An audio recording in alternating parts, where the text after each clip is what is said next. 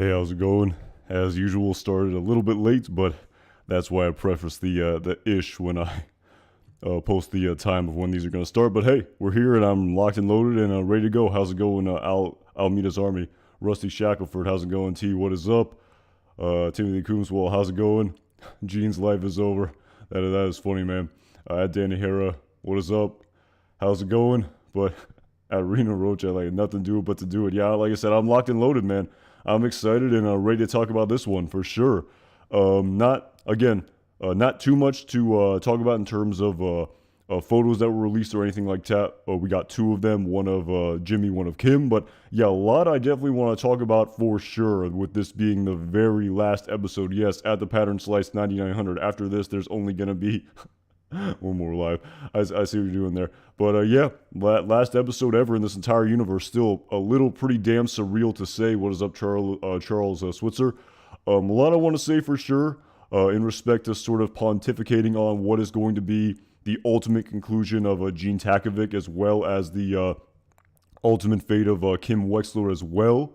Like I said, even want to talk a little bit about what characters we may and may not see in this final episode, in terms of, maybe seeing characters in flashbacks that we haven't seen in quite a while, seeing Breaking Bad characters who have not yet appeared as of the penultimate episode of Season 6 of Better Call Saul. At T, there never was a Nippy Was there, absolutely. And great quote there for sure. Again, this scene right here, I was like, I've watched this very final scene here with Gene and Marion multiple times after it aired last Monday, and my goodness, this was a great scene. This was just such a great scene here when Gene is intimidating Marion, and just all of the little details that are presented here. They even talked a little bit about this scene in the Insider podcast about how, Gene had such the soft spot for the elderly, and kind of going back to season 3 of Better Call Saul and the episode entitled Lantern, when he has to sort of do that scam, if you will, when he's doing the chair yoga and he has to talk to Aaron with his microphone still on in order to, undo the damage that he did to Mrs. Landry as part of his scam to initially speed up the settlement of the Sandpiper Crossing settlement, and just kind of the soft spot he had for old people in general when he was doing elder law all the way back in season 1 of Better Call Saul. And again, that likely playing a part here when he decides not to estrangulate Marion to death in order to save himself. So quite the scene here for sure. Gene ran out of the house after Marion calls alerts her life alert monitor, who then tells her that they're going to call the police. And food for thought for sure in respects to what is to come next for Gene Takovic. And of course, I think one of the photos is pulled up here. But yeah, this was one of the photos that was released prior to the series finale tomorrow. We see Gene wearing this almost Fargo-esque sort of hat here. Definitely seeming to be a continuation of him running out of the house with Marion. I think he's wearing the exact same clothes. It definitely looks like it. I think he's wearing the same sweater that he was wearing, the same collared shirt, the same jacket. He, of course, is wearing a hat, though, in this scene. And yeah, I mean, I've really sort of racked my brain here in respect to what I think is going to be the ultimate fate of Gene Takovic. Is he going to prison? Is he going to meet his maker? Is he going to, be able to somehow contact Ed the Disappearer again, as was alluded to us in this teaser that was released, sort of, again, being cryptic, maybe intentionally misleading us as well, when he's saying to himself, Hoover Max Extract Pressure Probe Model 60, the code to use Ed the Disappearer's services. Kind of went back and watched El Camino this week, because I kind of feel like that's more, that pertains more to this series finale, now that we saw this very cryptic teaser of his shot up and Suzuki Esteem that was pushed into the ditch in the episode entitled Bagman. Great episode, absolutely all around. But yeah, I mean, definitely seems to be a direct continuation here of following him running out of the house. And again, I'm just, we hear that dialogue of him saying Hoover Max Extract Pressure Probe Model 60. So is that initially where his brain is going to when he's immediately leaving Marion's home, where, despite the fact that he was being so unbelievably self-destructive in the previous episode, where he's going against all of the rational tenets of his plan. He's smashing windows. He's grandstanding in the guy's loft. Oh my goodness, at Kate Valentine, thank you so much for the super chat. Really appreciate it. I'm so glad we had this time together. Thank you so much for the super chat at the sunglasses emoji. Thank you so much for all the support you've given to this channel at Kate Valentine. I've definitely noticed that. Really appreciate all of the support that you've given this channel. Really appreciate I'm almost at a loss for words the amount of support you've given to this channel. So thank you so much. Really appreciate it. I really enjoy talking about this show. I'm glad people enjoy hearing what I have to say. Really appreciate all the support. Kate Valentine, definitely noticed that. All the support you've given to this channel. Thank you so much. I'm so glad we had this time together. I like that quote for sure, and I like that emoji. Thank you so much, at Kate Valentine. Really appreciate the support.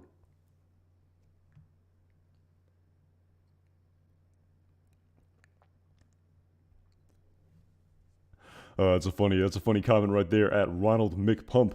But yeah, so like I said, sort of a direct continuation here, it seems. Following him leaving Marion's house, we see this sort of cryptic teaser of him stating pressure probe, Hoover Max Extract pressure probe model 60. And so yeah, like I said, he was just being, it's kind of the almost cognitive dissonance, if you will, where, he was acting in a manner almost as if he wanted to get caught. He was flying so close to the sun, going against all of the logical aspects of his scam that he was doing with Buddy and with Jeff. Just finding men who could be ripped off with no families, who had lots of money, even, taking the very last check in the checkbook. So it's not something that people are going to, notice right away when they're writing checks.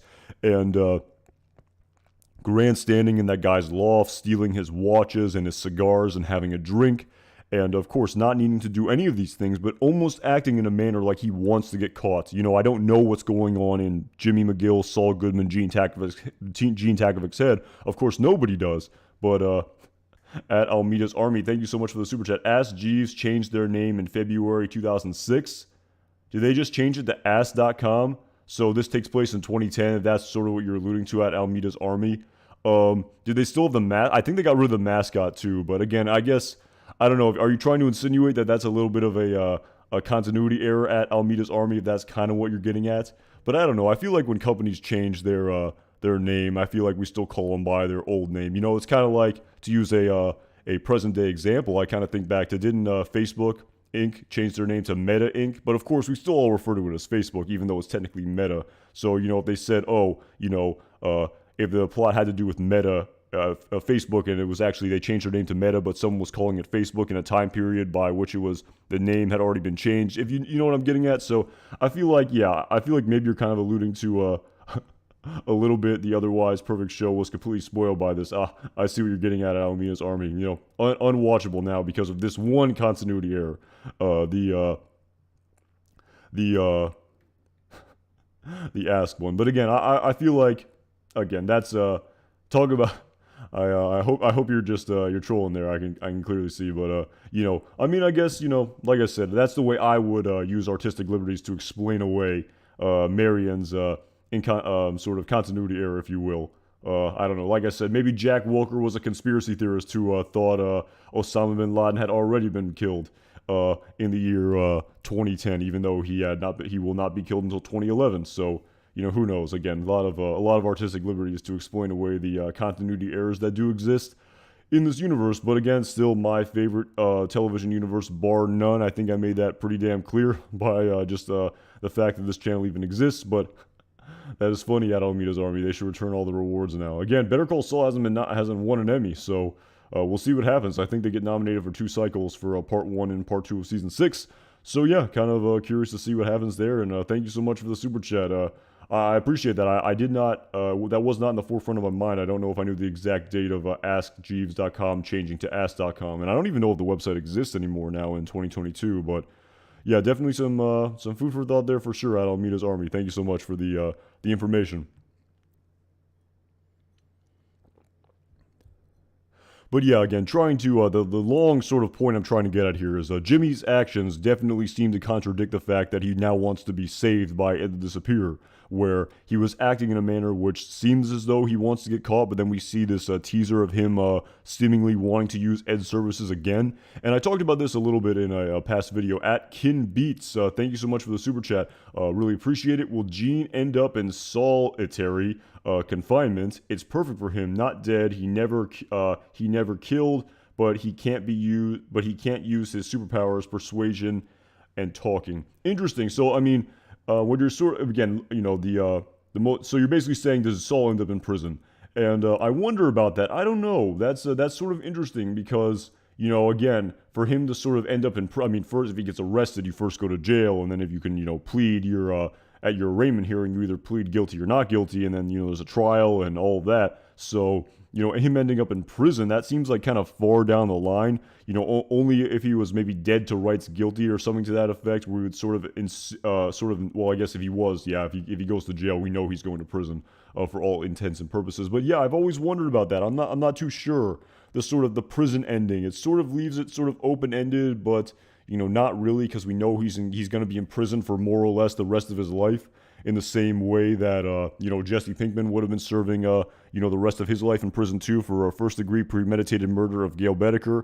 No matter how you slice it, I don't know in terms of proof, but what's actually kind of interesting at Kin Beats is that I know with the murder of Gail, there really is no evidence, but with Saul, with all the paper trails, I feel, again, he did try to shred all of the evidence in season 4 of Better Call Saul in the episode entitled Quite a Ride in that flash forward scene, or I like the term flash horizontal that Peter Gould used in the Insider podcast. But in sort of the big picture thing about the prison ending, where, it's perfect for him, he's not dead, he never killed anyone. Again, he definitely cleaned up dead bodies for, people who he was partnered with in the Albuquerque criminal underworld. But, as they talked about in the Insider podcast, they weren't his hands that were dirtied. It was other people's hands that were dirtied. And if he's in prison, he can't use his superpowers that he has of the talking, basically. As Tuco Salamanca said to him in the episode entitled Mijo, wow, you got a math on you. And even how Lalo Salamanca at Kin Beats and at Single Bones, I see the super chat, I'll get to that for sure. As Lalo Salamanca even said to him in the episode entitled The Guy for This in season 5 of Better Call Saul, it's like, the Tuco I know would have, skinned those 2 skateboard punks alive and let the buzzards eat them, left them for the buzzards, but, you come in, you go blah, blah, blah, blah, blah, and they walk away. So absolutely, talking is his sort of, superpower for sure. And in the sort of big picture of the prison, again, I don't know. That's a sort of interesting sort of point. Again, I'm actually thinking back to the movie American Gangster. I don't know if other people have seen that. A good film with Denzel Washington and sort of the main character that Denzel plays. Oh my goodness, I'm kind of blanking on the name of the character. A very famous gangster who's it's based in real life. But anyway, the name escapes me. But someone could probably pull that. But again, he ends up in prison, and again, I know there's an alternate ending for that movie where he sort of talks to the Russell Crowe character. But Frank Lucas at Strayfax, that's right, Frank Lucas, that's right. But so sort of the prison ending for his character, I thought that was very well done. I know there's an alternate ending, at Frank Lucas. Thank you so much, everyone, for pointing that out. It was Frank Lucas. But that ending of him just kind of walking out of jail like 17 years later in the 90s, I thought that was really well done. Just sort of, yes, he's out, but like the whole world has sort of passed him by, and I thought that ending was very well done. I know there's an alternate ending too. I didn't like the alternate ending as much. I kind of like the ending of him just kind of walking out in the 90s and just sort of, the whole world just being completely different. So, I don't know. I feel like if Saul gets out, goes into jail, do we also get a shot of him coming out as an old man, akin to the Irishman or something like that? I don't know. So again, I think maybe I'll try to ruminate on, what I think the sort of ending will be for Gene's character. I still don't know. I don't think anyone knows, just like I don't think anyone knows what Kim's ending will be. It's, it's sort of, even the bigger mystery than even Walt and Jesse coming back, as Peter Gould said on the Insider podcast. But yeah, that's, that's a great sort of point there, is prison sort of the most justified sort of conclusion to his story at Kin Beats.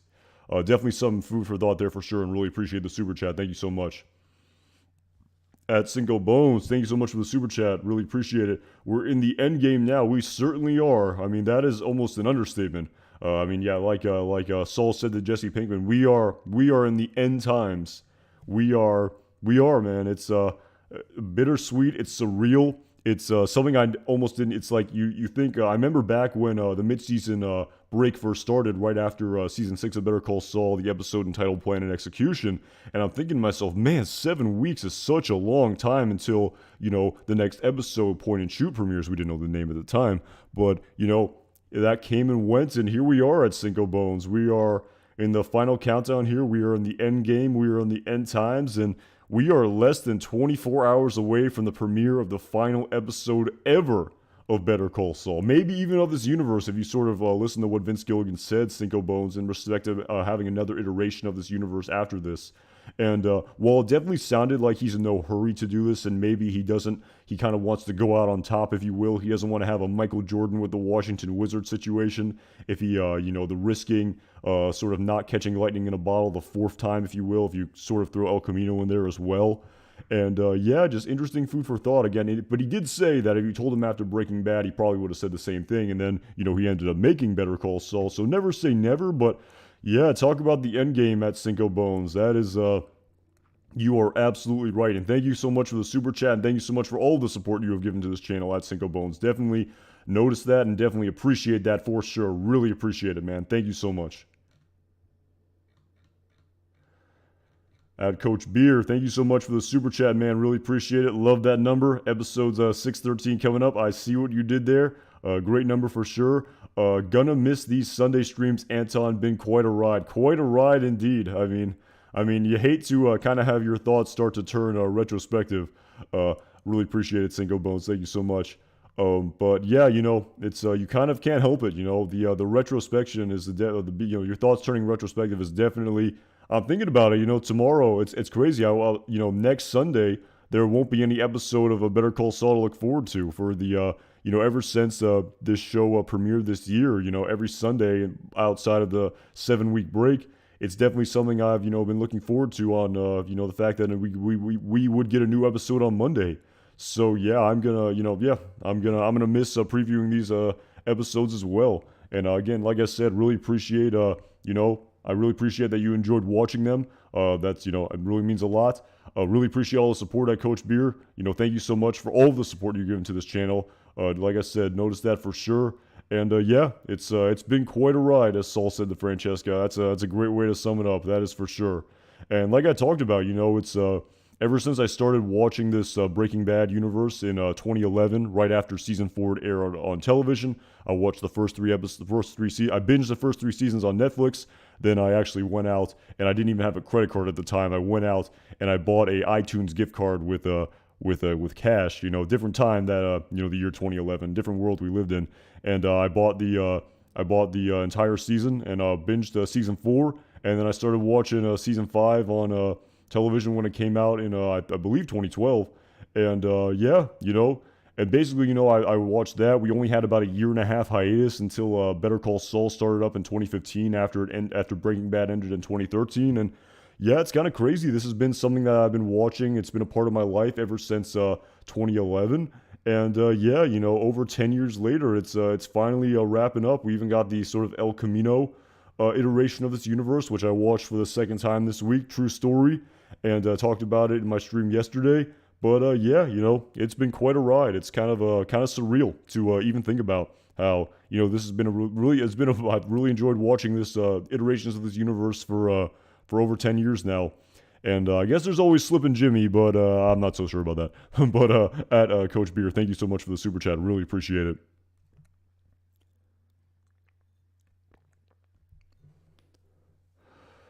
Ooh, but yeah, like I said, again, I just at Kin Beats, kind of brought up the sort of potential prison ending for Gene Takovic. And I've sort of wondered here, I kind of like the, if they can do, ending up in prison, it can definitely be done very well on screen. I think it would be unexpected, and I think it can be done well, just like the movie American Gangster, where Frank Lucas's character ends up in prison as well. But at Facade Games, 67 minutes without commercials is what I've seen as well, over an hour. I think it's going to be close to an hour 40, including commercials. So this is going to be quite a ride tomorrow. It's going to be quite the. I'm going to sit back and I'm going to enjoy this. I'm going to enjoy every single moment of that final episode for sure. And like I said, I'm gonna live in the moment, and I can't wait to watch it. But yeah, like I said, the prison ending, I think it could be done. It can be done well. I've seen iterations of very good film sort of have that prison ending. Does Gene die in a way, obviously not in the same manner as Walter White, but does he meet his demise? Are we seeing the end of his character? A complete finality, no bones about it. Again, I don't know. I guess it's also definitely possible.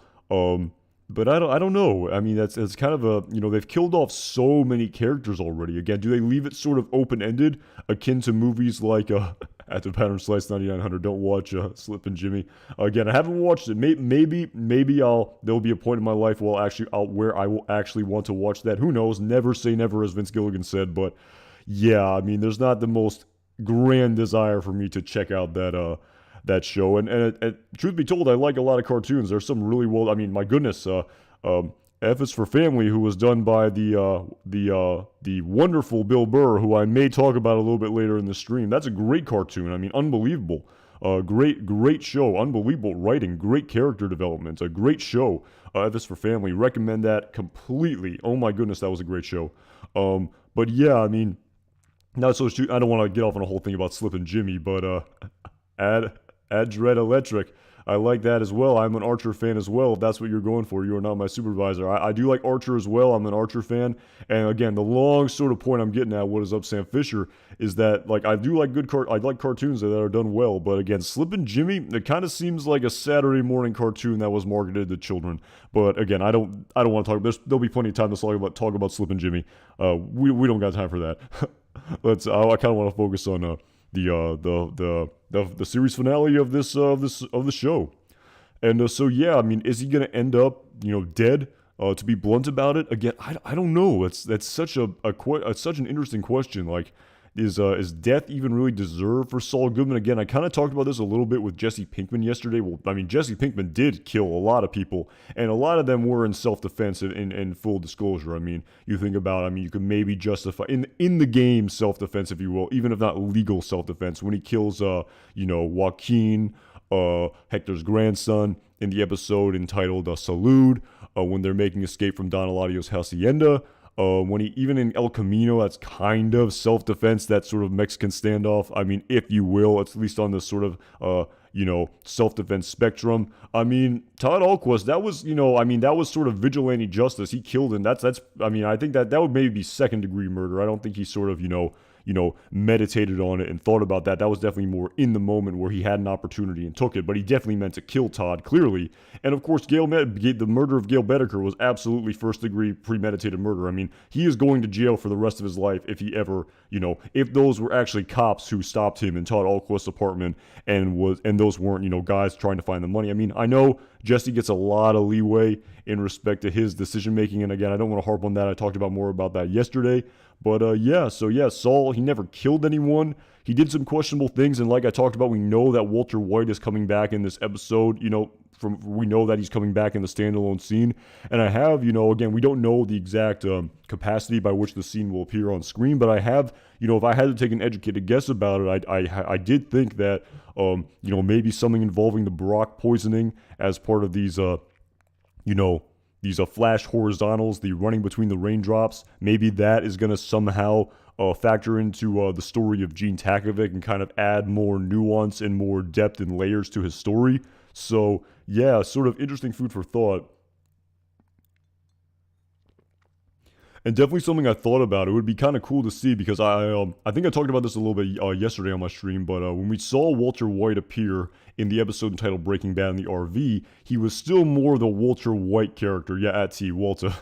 He was still more Walter White. And it was actually interesting. If you listen to the Insider podcast for episode 611 Breaking Bad, Thomas Schnauz was on it, and he was kind of talking about when he was directing Bryan Cranston. He was kind of saying when they're first doing the first couple takes of it, he was saying, less Heisenberg, more Walter White. He hasn't really fully embraced the Heisenberg persona at this point in time in season 2 of Breaking Bad, in the episode entitled Better Call Saul. But at TCW Brandon. I have seen that meme. That is funny for sure. But yeah, it would be kind of we saw the sort of mustached Walter White, the early stages of Heisenberg. But when we see Walter White in his standalone scene, I would kind of like to see more of the Heisenberg character with the full goatee.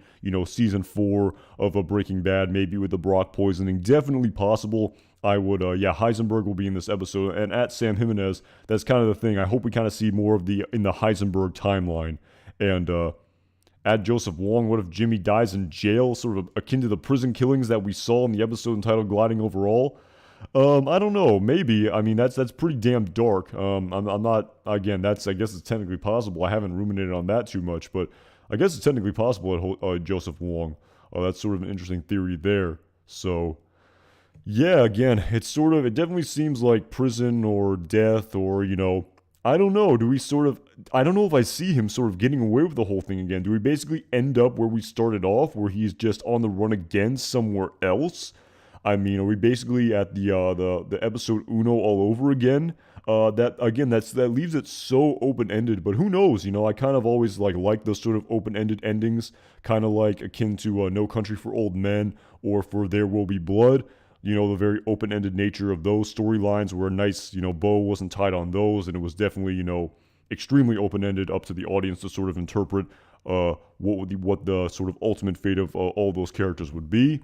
But yeah, I just don't know. Again, that one really, I don't know what is up 00. But again, it's just at Huge Asshole. That's what Peter Gould called the sort of horizontal, flash horizontals of us going kind of in between the Gene Takovic timeline and the Breaking Bad timeline. That's the sort of phrase to use of running between the raindrops, where we're going back and forth between the timelines in these final 3 episodes. That's the sort of phrase that Peter Gould said on the Insider Podcast. That's where I got it from. So yeah, again, I just don't know. The him getting away with it all, him disappearing again and sort of being right back where we started from in Uno in a different location, I'm not so sure about that. It's no problem at Huge Asshole. That name, my goodness. But again, just something I've thought about and wondered about, where I'm kind of, again, I don't know, but the prison or dead sort of makes more sense to me than him getting away with it all in the end, but I don't know. So what if at Kin Beats, what if Gene kills himself, follows earlier themes? I don't know about that. I mean, I guess did Walter White kill himself? I mean, kind of, if you will, sort of. I don't know. It's very, I don't know how you would even, accidental death, maybe you would call that. I don't know if you'd call that suicide. Again, there's, what if Walt didn't get hit with that one round of the M60? What would have happened? Would he have shot himself in the lab? I don't know. So, I don't know about that. That's pretty dark. I don't know if Gene's gonna take his own life there. I'm not so sure. But yeah, I don't know. It's just so hard to picture the sort of blaze of glory. And when Walter White went out, he went out in such a Walter White manner. I was rewatching Felina actually pretty recently, and him, designing the M60 rig to that attachment of the what was that? Was it a garage door opener that he used to use that? The sort of apparatus which made it fire in a circular motion. So yeah, Gene will go out with a whimper. So yeah, it's hard. That's definitely possible at Sam Fisher, but it's really hard for me to even picture how Gene would die or how they would display it to us on screen.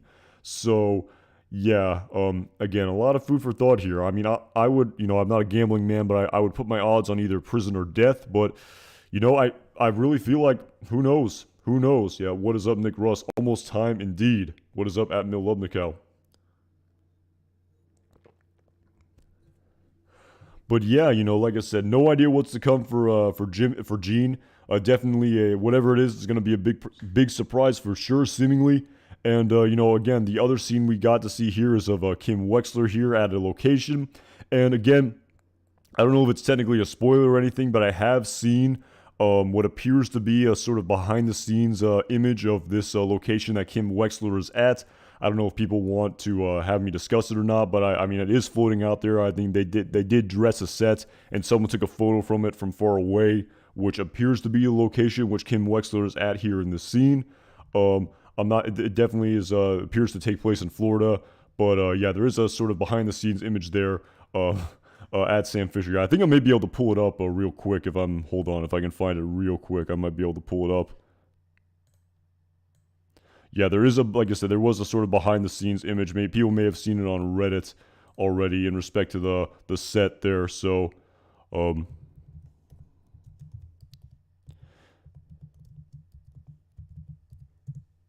please discuss it. Yeah, it definitely takes place in Florida. Yeah, definitely have to. Yeah,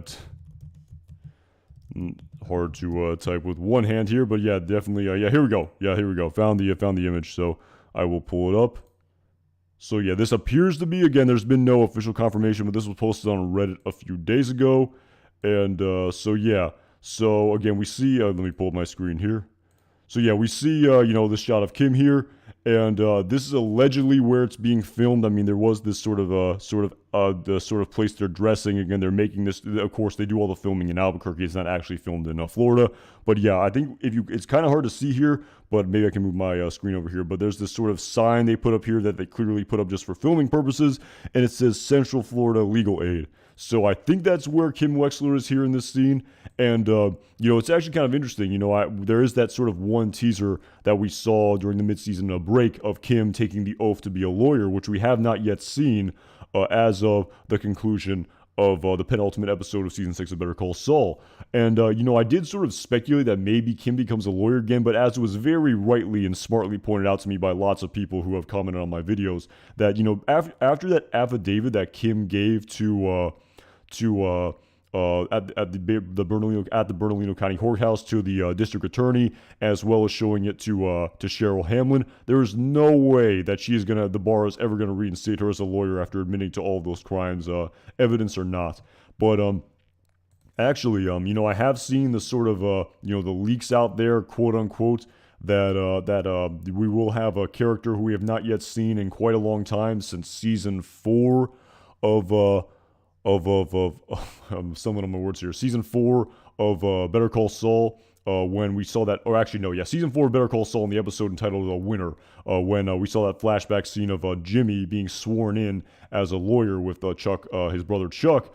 But again, I have seen this theory, and I have surmised that maybe it's likely a flashback scene to Kim Wexler being sworn in as a lawyer for the first time back when she was working at HHM, and thus, again, I can't take credit for this theory. I have to shout out Courtney Reviews for this theory, but maybe seeing the flashback scene of Kim initially becoming a lawyer back when she was working at HHM, in season 1 of Better Call Saul, like the flashbacks we saw, and that would be a very sort of just a commonsensical vessel by which Charles McGill could somehow come back into the storyline, and also being displaying to us that relationship as it pertains to the timeline of Gene Takovic.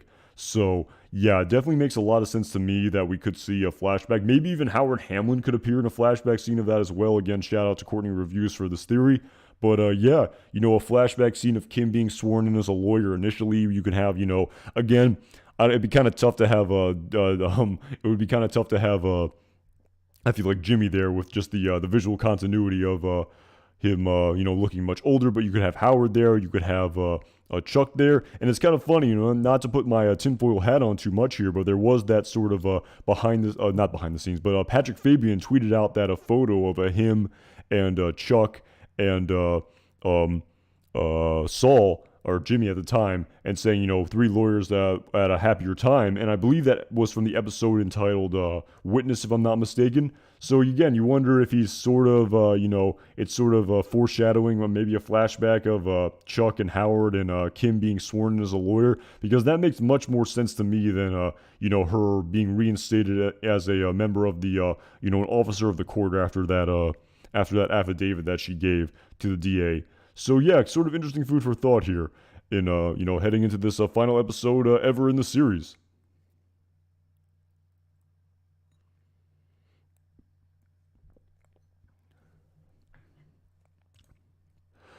But yeah, she's definitely appears to be here at Central Florida Legal Aid for something. Again, my guess is sort of good as yours.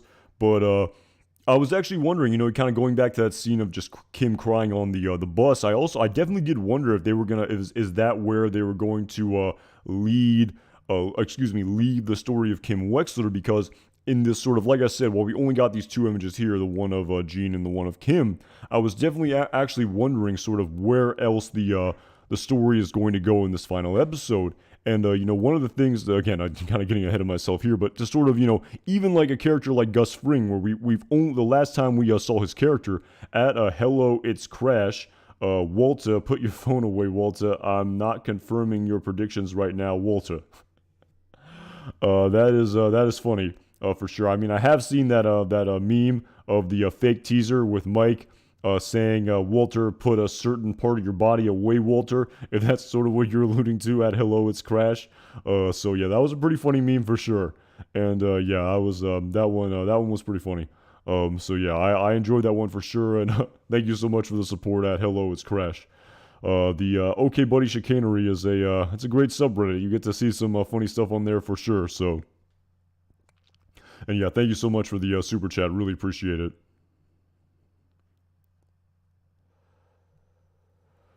Ooh, but yeah, again, kind of like wondering, in addition to the sort of Jimmy and Kim story, which is, of course, the main story of Better Call Saul, as, Vince Gilligan and Peter Gould have said, that's the sort of main story that we're going to see sort of play out in this final episode. And again, I don't think we are in no way going to get a sort of 90s rom-com ending with these two characters reuniting. I think that is just the antithesis of everything this show is about.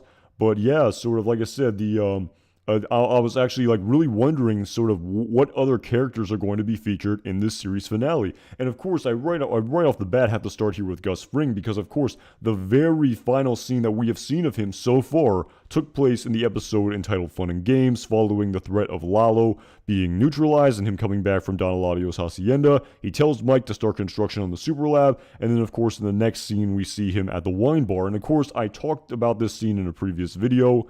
I don't want to sort of hang up on it too much here, but it's actually kind of interesting. I was going back and rewatching the video that Adam was here posted of the characters, the actors describing how they would describe the final season of Better Call Saul. And like I've talked about, Giancarlo Esposito said of the way he would describe it, and definitely in hindsight, it definitely sounded like the characters were describing the final season for the actors were describing the three words for their character as opposed for the entire season. But of course, Giancarlo Esposito said, personal, powerful, and profound. And that pretty much sums up this wine bar scene here for sure. I mean, Gus Fring, again, whether or not, this is a platonic relationship or otherwise, irrespective of that, he definitely has a connection with this person. But like I talked about in my video, he is just totally myopically devoted to his revenge against the Salamancas and the cartel. He doesn't have time for any kind of, superfluous relationships that don't deal with his plot of revenge. And additionally, at the same time, he really can never, despite even if he has any sort of connection with this human being, he can never truly have a complete, open, honest discussion with him, because he always has to just contour his personality, and he can never be fully open and say, I'm a drug dealer, I have this plot of revenge against these people who killed my business partner. He can never truly have a true emotional connection of any kind, platonic or otherwise, with anybody. And he's truly myopically devoted to this revenge. And this is the last place that we've left the story, and we haven't seen it in the 3 episodes following this. We didn't see it in Nippy, we didn't see it in Breaking Bad, and we didn't see it in Waterworks. And sort of the $10 million, $80 million question here of the money that Walt buried in the desert is, are we going to see Gus Fring again in this finale? And again, I'm not too sure. Again, this really was just such a unbelievable ending to his character, where we left it just so open-ended. But of course, if you're very well versed in the backstory of Breaking Bad, you know exactly what is going on here. And like I said, I don't think we have to see the super lab being built. Maybe we will. Maybe that's how Gus Fring comes back into the fold. In this final episode, we know eventually what happens. We know it gets built. Do we have to see who builds it and the entire backstory of that? Again, we could. It would be awesome to see for sure. But again, we only have, 67 minutes of on-screen time left. And there's so much story to tell here. Are we going to see more of a Gus Fring story? I'm not so sure. It was left off in just such an unbelievably sort of artistically done way that I wonder. I really wonder if we're going to see more of Gus Fring. I'm not too sure. Because again, we're clearly going to have open-ended aspects of the storyline. I mean, even in respect to sort of the Chilean past, it is physically impossible to address Gus Fring's Chilean past like completely in this final episode. I mean, that's a whole nother thing. I mean, that's a discussion for a whole nother video. But it's sort of something I've wondered. Is this the ending of Gus Fring's character, or are we going to see more of it? It's definitely something I'm looking forward to for sure.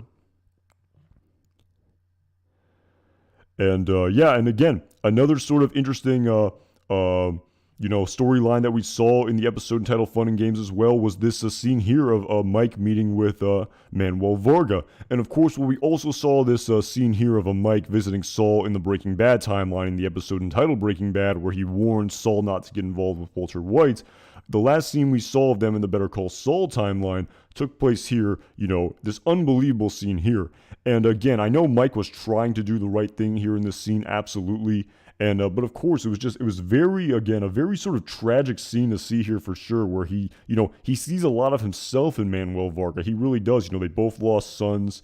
He sees him as an honest man, just like Mike sort of sees himself as an honest, noble person. But Manuel Varga completely rejects him as a thug and a gangster. You're all the same. You gangsters with your revenge. He wants no part of Mike Ehrmantraut.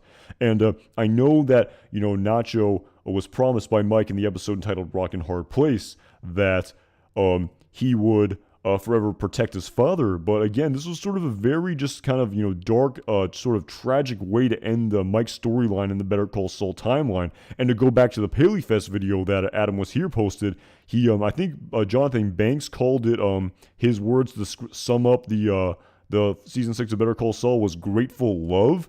And that really sort of sums up Mike's character when you think about sort of, what happened with his family over the course of this season, and him, just his relationship with Nacho and what he promised to do to Nacho's father and always protect him, where, again, I just wonder if this is sort of the ending of the sort of Mike Ehrmantraut storyline in the Better Call Saul timeline, where we did sort of see him in the Breaking Bad timeline as well here in this one scene that I talked about. Again, I just wonder. Again, there's only a finite amount of on-screen time left, and I'm just curious to see what happens for sure in this final episode.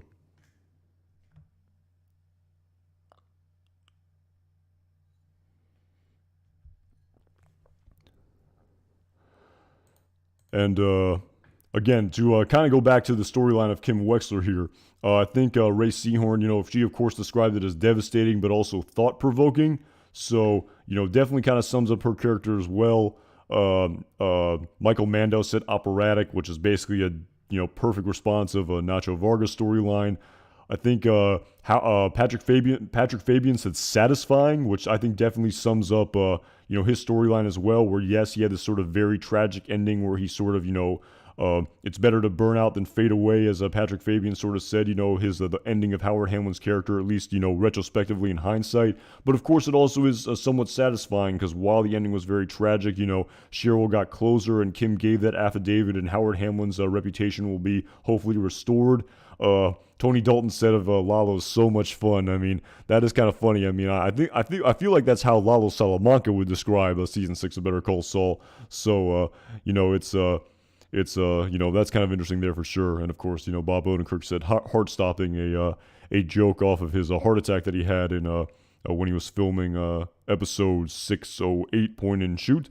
So yeah, it's a lot of food for thought here in respect to, are we going to see Gus? Are we going to see Mike, more of Mike in the Better Call Saul time? Well, clearly the Better Call Saul timeline has moved on. Are we going to see more of him in the Breaking Bad timeline? Did they sort of tie a bow on the Manuel Vargas storyline? So yeah, just like I said, a lot more questions than answers here for sure. Ooh, and of course, I would be remiss if I did not talk about this for the final episode of Season 6 of Better Call Saul. And again, while we saw Hugh Babineau appear, I believe, in the episode entitled Rock and Hard Place during the when they stole the Howard's keys as part of that scam, the sort of subplot that was happening with the storyline that would eventually end in Nacho Vargas' death, I would be remiss if I did not discuss, are we finally going to see Patrick Kuby appear in Season 6 of Better Call Saul? I know he was supposed to appear in Season 5 of Better Call Saul in the episode entitled Dedicado al Max, but he talked about how he had, personal reasons why he couldn't appear because a close personal friend of his was passing away. But again, we are on life support here. maybe that's not the best analogy given Bill Burr's circumstances in season 5, but we are really, we are at the final countdown here in respect to us ever seeing Patrick Kuby appear in season 6 of Better Call Saul.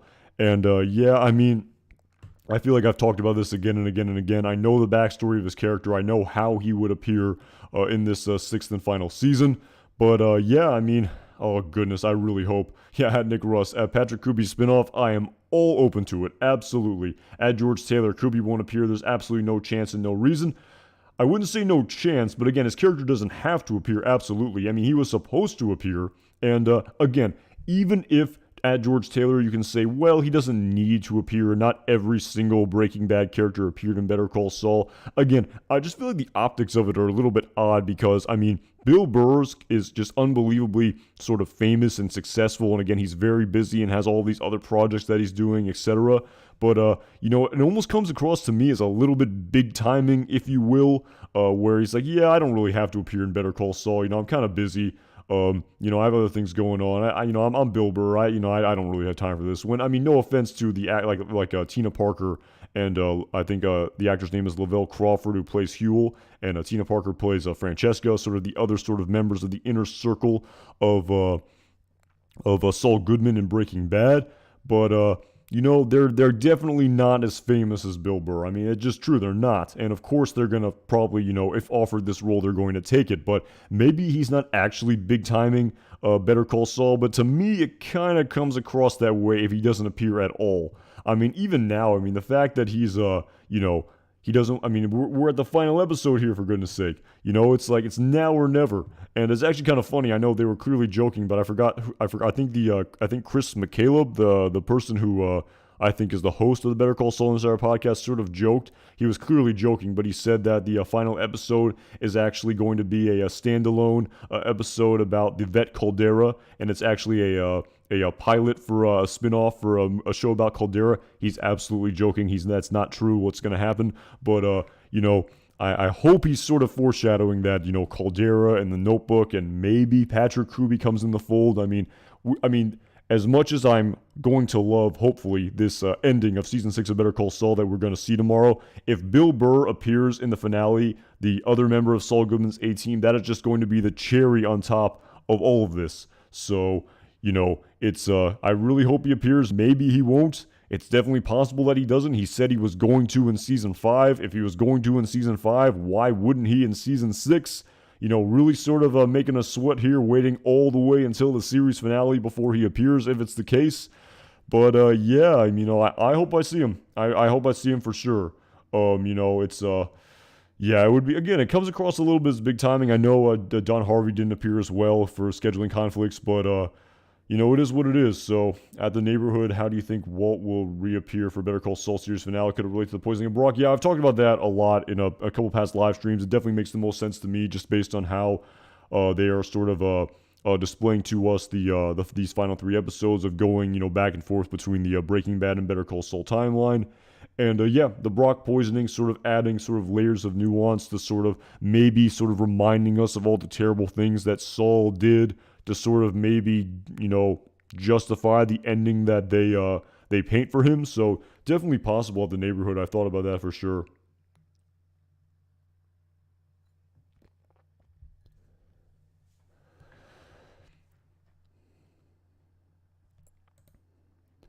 And yeah, at the Haggard hot rods, the Jeff car crash scene, that was a great scene for sure. But again, you sort of wonder how Jeff is going to factor into the sort of the storyline. He's in the police department. I mean, he's in the police department. He was arrested. He's in jail. He needs to post bail, but of course, Saul's not going to post his bail. Obviously, you wonder if what's going to happen with Jeff. Again, I don't know sort of how invested I am in the sort of ultimate conclusion of Jeff.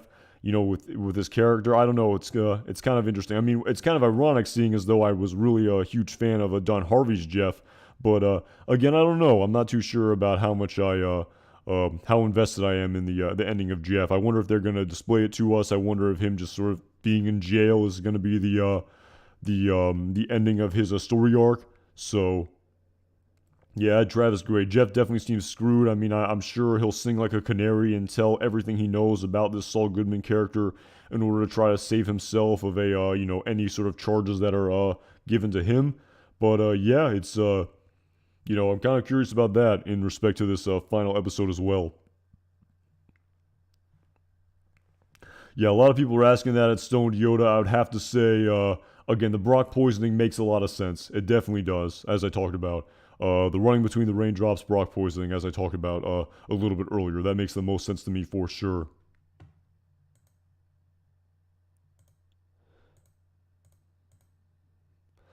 And yeah, adding on to the going about the sort of what characters will appear. Again, there's only so much time on screen, like I said. So, are we going to see Huel? Are we going to see the backstory behind why he didn't show up in Saul Goodman's office until season 4 of a Breaking Bad, when we clearly knew that Saul knew him all the way back in the Better Call Saul days? I mean, seemingly, do we have time to see characters like Gale appear again in respect to the Super Lab, or Declan? I mean, I doubt we see Declan, but it's technically possible.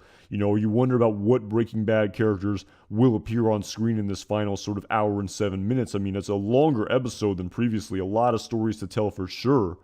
But just kind of, very, very curious to see what happens. And if I'm not mistaken, I don't think there's been an episode sort of description or synopsis put out there yet for this episode. It's left totally blank. I don't even remember if there was one for Felina.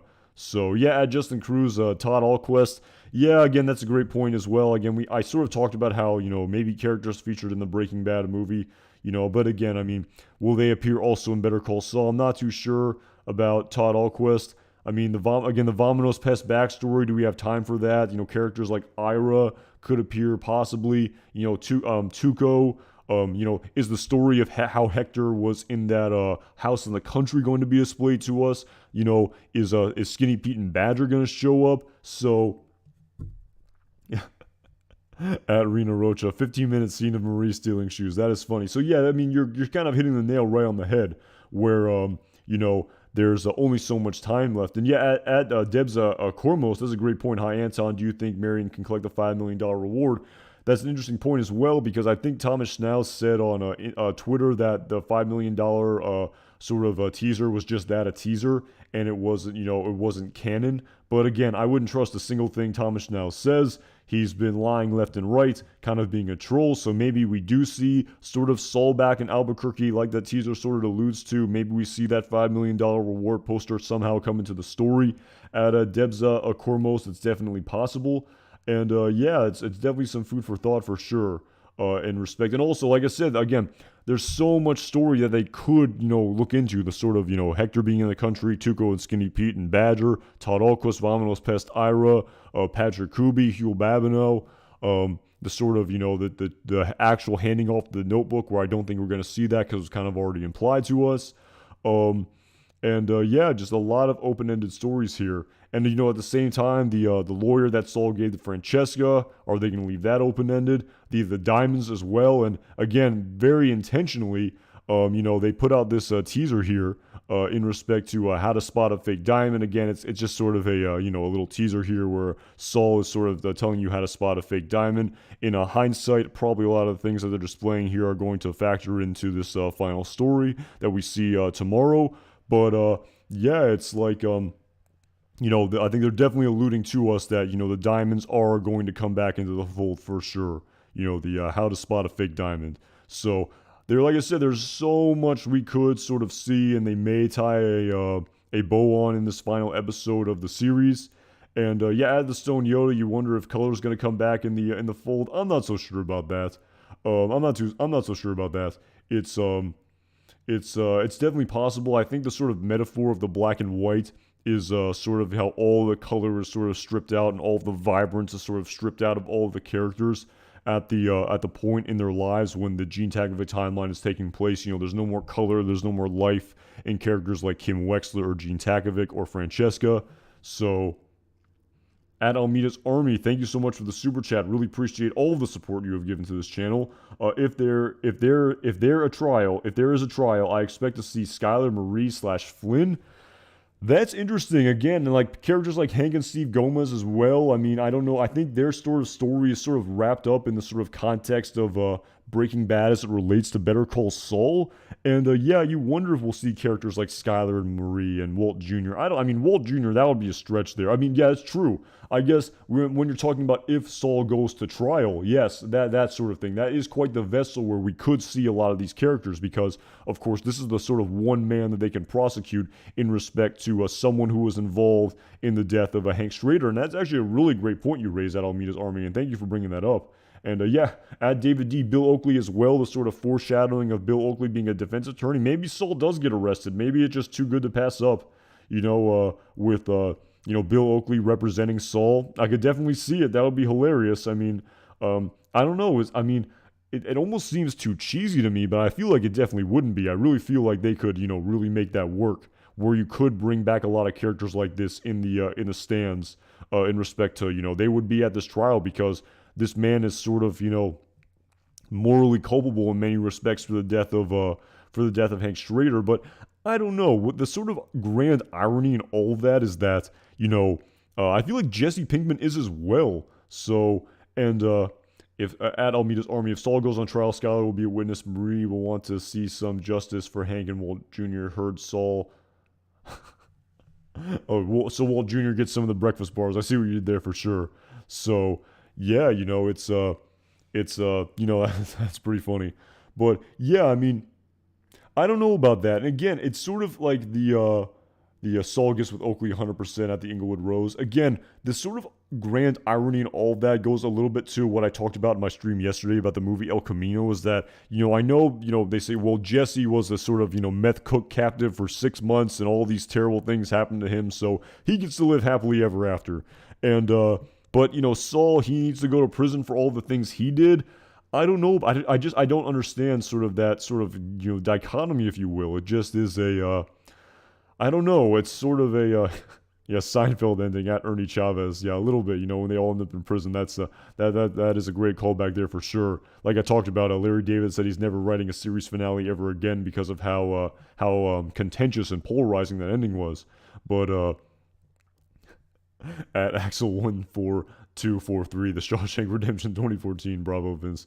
That is funny. But yeah, so like I said, and even like I talked about yesterday, the sort of grand irony in all of this is that, what's funny is that the movie El Camino, Jesse sort of got his happy ending and he'll live happily ever after in Alaska, and he got his new identity, etc., etc. But Saul got that as well, but he got made, and eventually, all this happened to him where his sort of happy ending, if you will, was sort of disintegrated.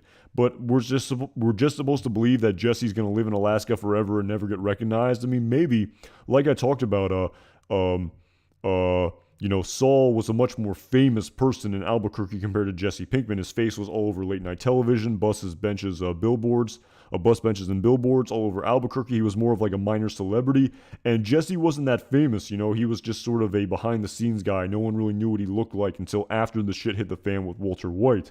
So, it's kind of sort of all this is put in perspective here. And again, I guess we have to sort of wait and see in respect to what happens to Saul Goodman before I guess we nitpick the El Camino ending for Jesse Pinkman, and how it's just kind of ironic where, whatever happens to Saul, just kind of juxtaposing that to, Jesse Pinkman's ending, where in many respects they both did some very bad things, but, for some reason Jesse Pinkman sort of gets, the benefit of the doubt, and poor Jesse, and he was, corrupted and forced to do all these things. But as I talked about in my stream yesterday, I don't really agree with that argument 100%. And, as, Ed Disappear even said to Jesse, you made your own luck. No one forced you to do a lot of the things that you did. You're, as Mike Ehrmantraut said, we all make our choices, and those choices put us on a road. And again, I don't want to hash it too much. I talked about that, quite at length in my previous stream. But yeah, before I sort of think about that and sort of ruminate on that too much, I feel like we have to see the ending of Gene Takovic first. So in less than 24 hours from now. At Dylan 2 times, thank you so much for the super chat, man. Really appreciate all the support you have given to this channel. Hope you're having a great night, Anton. So excited for tomorrow night. 14 years in the making, coming to an end. Yeah, absolutely. I guess Better Call Breaking Bad started in 2007, if I'm not mistaken, correct? So yeah, right around 14, 15 years. if my math serves me correctly. I didn't start watching the Breaking Bad until 2011, so it's been about a decade for me. Shout out to any of the OGs out there who were watching season 1 of Breaking Bad on television. You are a real OG if you were doing that. I cannot claim that I was a super, super early follower of the show, because I wasn't. But, yeah, it's been quite a ride. It's like I said, it's surreal that I've been watching iterations of this universe since 2011. And on Monday, there won't be any more new iterations to look forward to, seemingly. But like Vince Gilligan said at Dylan 2 times, never say never. Who knows? Maybe we get another movie. Maybe we get another spinoff. Maybe we get a miniseries. Who knows? And yeah, really appreciate all the support. Now, yes, I'm having a great night. I hope you had a great day as well. I hope you're having a great night. Excited, like I said, bittersweet. Sad to see it end, but also excited to watch it tomorrow. So,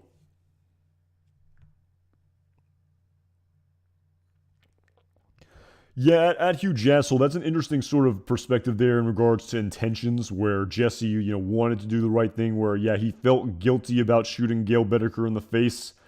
Again, I don't know if that's a pass. If you feel guilty for the crimes you commit, you don't have to serve your prison sentence. And actually, I'll bring up this one point here at Hugh Jassel. That name. When I talked about this a little bit yesterday in my stream, but the grand irony of Jesse Pinkman's storyline is that in the episode entitled Confessions, when he's about to go with Ed to disappear the first time, but he has the grand sort of revelation where he takes out a cigarette pack and realizes that Huell lifted the cigarette, and that's the vessel by which Walt was able to poison Jesse. Yes, at TC Brandon. Like I said, I've really enjoyed them, for sure. And yeah, unfortunately, no more episodes after this. But why fans give Jesse? Okay, I see. They give him a break because his intentions are good. But as they say, as the saying goes at Hugh Jassel, the road to hell is paved with good intentions. And again, I see what you're saying for sure. But again, one of the grandest ironies that I definitely thought about when it happened, when I watched Breaking Bad, is that when Jesse Pinkman had that revelation that Walt poisoned Brock and he would not go with Ed to disappear, and he trudged back to Saul Goodman's office in just a absolute emotional rage, and threatened to kill Saul, and Saul spilled the beans and then told him about how Brock was poisoned, and of course he goes to burn down Walt's house, but of course he's stopped by Hank Schrader in the episode entitled Rabid Dog, and says he can't keep getting away with this, and really feeling that Walt needs to pay for what he did to Brock. And that's why he worked with Hank and everything. But the grand irony in all of that is that by Jesse Pinkman not going in that car, it sort of led to a linear trajectory where, yes, Walter White had to meet his maker, and he had to sort of, pay for his crime of poisoning Brock. But the collateral damage of all of that was that Brock's mother, Andrea, was killed because of him not going with Ed to disappear. If he goes with Ed, yes, Walt did a terrible thing. Yes, he doesn't have to sort of pay the consequences of his terrible poisoning of Brock, but at the same time, yes, Walt paid for that. Yes, Jack Welker and Todd all ended up, meeting their demise as well. But the collateral damage, the grand collateral damage of that plot is that Brock's mom was killed as well. So in a way to sort of avenge Brock's poisoning, Jesse accidentally kills his mom. I mean, that's quite the dark story for sure that absolutely, unfolded in Breaking Bad. And yes, at Hugh Jassel, his intentions were absolutely good, but the irony in all of that, and again, he wrote that letter to Brock at the end of El Camino, and I remember, thinking to myself, what did he write? Like, sorry that, I accidentally killed your mom. And again, Brock wouldn't have known any different, It's kind of like, yes, maybe Walt deserved some sort of, punishment for that, I guess, in Jesse Pinkman's mind, the sort of the justice for the Brock poisoning. But the unintended consequence of that is Brock didn't have a mother anymore. And, I really don't think Brock would have, really, he wouldn't have known any difference if Jesse just got in that car. He, like Walt said, he was fine, wasn't he? I knew exactly how much to give him.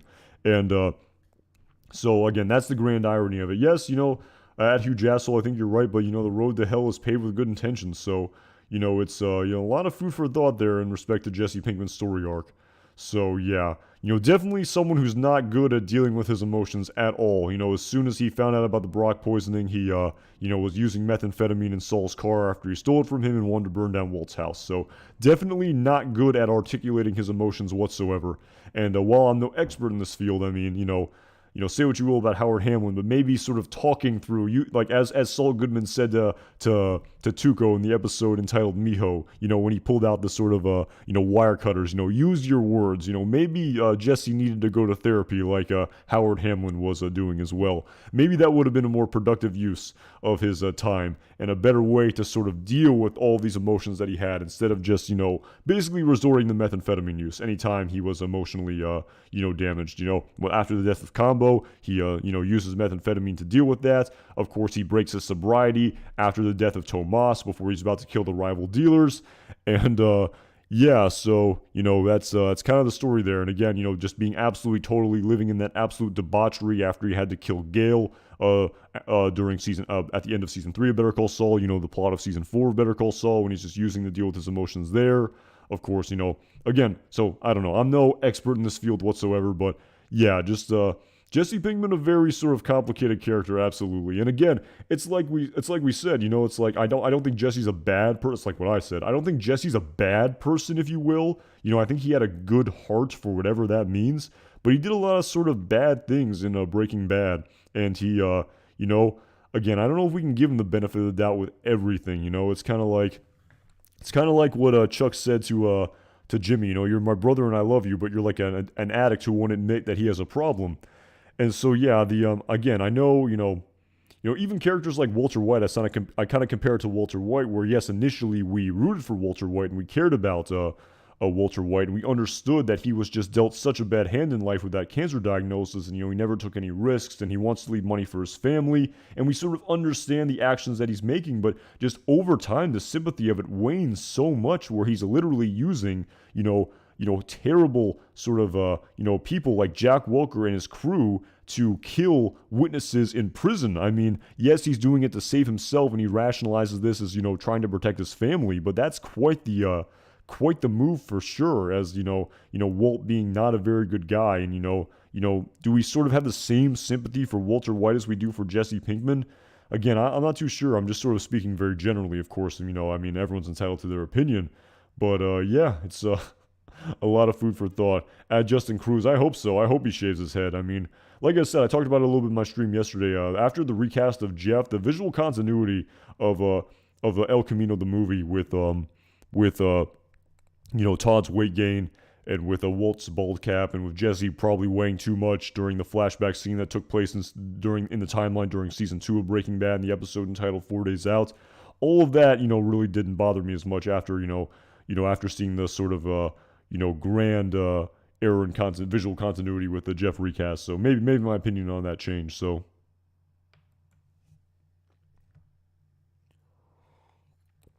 at Sam Fisher, again, I think we cracked the case. Jeff learned the shapeshift. I guess definitely possible. He was just a figment of Saul's imagination the whole time. That is what's going to be displayed to us in the final episode. It was all a dream. It was all a dream.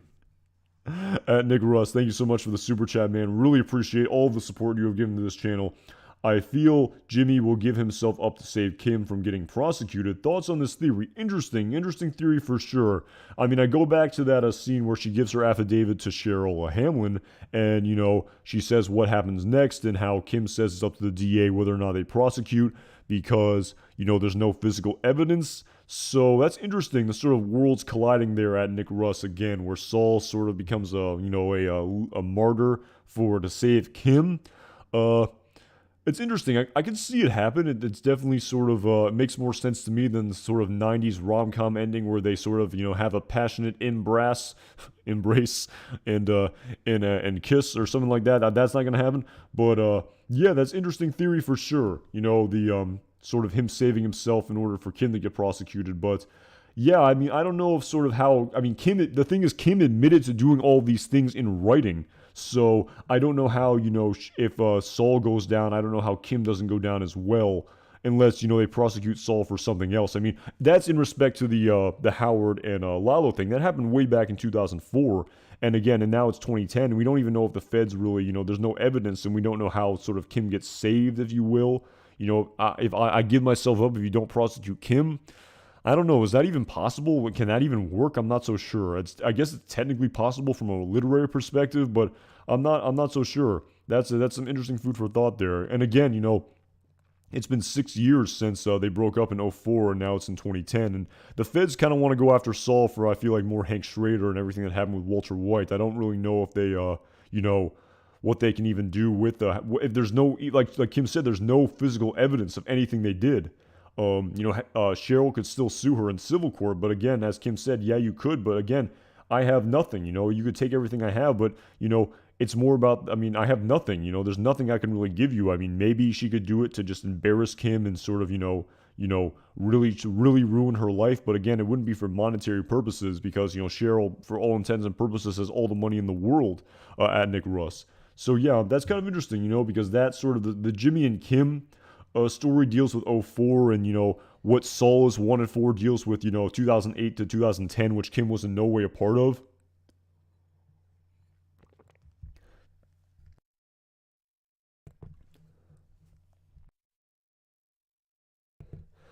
So yeah, just some interesting food for thought there. You wonder, if Saul gets arrested and says, don't prosecute Kim, I don't know. That's interesting. I'll have to think about that for sure. But yeah, interesting theory at Nick Russ. And again, in the grand scheme of things, I just wonder if the sort of worlds collide here, where Gene's in Omaha, Kim's in Florida. Do they even meet up together? Was that phone call the last sort of time they ever converse? Who knows? Like I said, it's going to be pretty based on just sort of the way it's been impossible to predict this final season. Who knows what happens in this final episode at Nick Russ. And thank you so much for the super chat, man. Really appreciate all the support.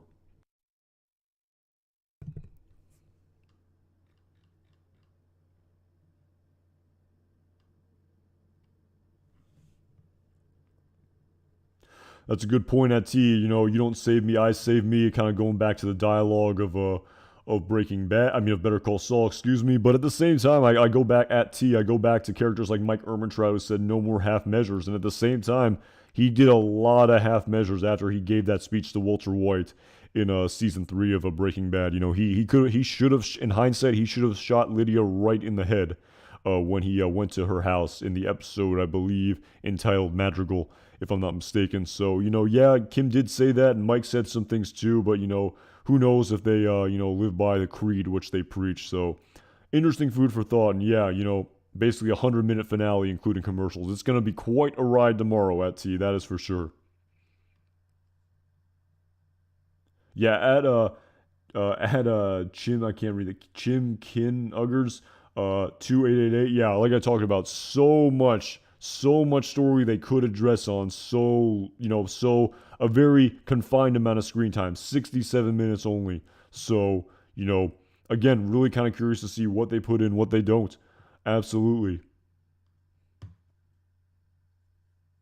Yeah, at Lewis, guts in terms of the evidence. Yeah, I don't know how much sort of smoking gun evidence there is on everything. They could prosecute him for the things he did in Omaha. The identity theft, he could go to prison for that if he's ever caught. You wonder if that sort of ends up in the fold. But the whole Saul Goodman thing, he's definitely a wanted man for sure. And, but again, the evidence, that's the sort of the big question there at Lewis Guts about, the evidence linking him to Walter White. But yeah, irrespective, that's going to be pretty great to see that Walter White scene. Really hope he sort of embodies the Heisenberg persona instead of the sort of more Walter White persona that I talked about a little bit earlier in the stream. And at the neighborhood, no, I did not see Price last night at that award show that I saw. But yeah, that's another thing I totally forgot. They could also squeeze Daniel Wormold in the storyline as well. I know Thomas Schnauz says it's not happening, but I don't trust anything Thomas Schnauz says until after the fact. So yeah, that would be great as well if somehow we could see Danny being the laser tag owner. I know, he said that was their intention all along. Maybe we don't get to see it. Even if we don't get to see it, even a piece of dialogue. I know we already had that conversation that took place in the episode entitled Waterworks. Oh, was it Waterworks? No, it was in that was in Breaking Bad. The episode entitled Breaking Bad, the phone call between Saul and Francesca, where he said he mentioned Danny in the laser tag, but he didn't mention Danny as Daniel Worm. That would have been great if he said, what about Danny? And also used his last name. That would have been great, even if we don't get to see Daniel Wormold on screen physically, even just to have a definitive confirmation of that. Basically, hearing the name Daniel Wormold or Price as being the laser tag owner would be pretty great, in my opinion, even if we only get a piece of dialogue. And there's and there's no on-screen appearance of his character. I would take that absolutely, 100%. But irrespective, I don't think they're going to do anything that contradicts that theory. So I mean, even if they don't even address it, I'm pretty sure all fans are just gonna know that Price is Danny. So who runs the laser tag, and there's nothing that's going to be there's nothing that they're going to display in there that would definitively contradict it. We're not going to have a different Danny, which would absolutely ruin that theory. We're not going to see that, you wouldn't imagine, but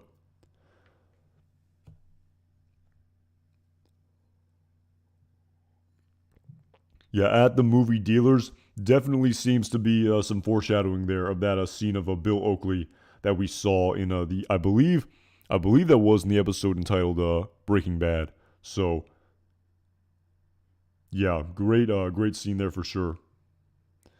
I definitely think the sort of the bus benches and that dialogue, it definitely appears to be foreshadowing Bill Oakley representing Gene here. That would be unbelievably awesome in my opinion.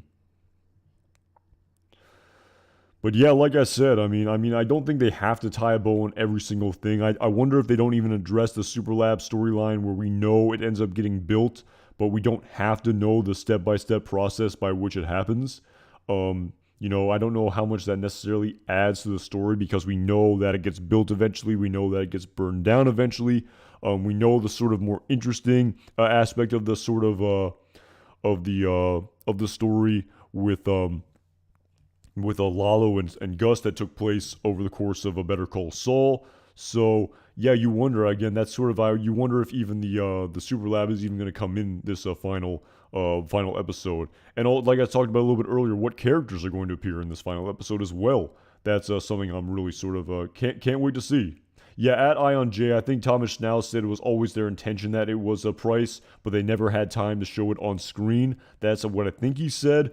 But I hope he's lying. I hope that we do get to see it on screen, where he said that we're not going to address Saul and Francesca's phone call, and he absolutely lied because the episode that he wrote and directed addressed that phone call. So I hope he's lying, and I hope we do get to see it. But yeah, it's definitely Price, and they're not going to contradict it. So yeah, that's a great statement, a great quote there as well. The what about my baseball cards? I don't care about my drugs. It's actually my baseball cards. Great scene that happens there. Unbelievable scene that happens, I believe, in season 3 of Better Call Saul.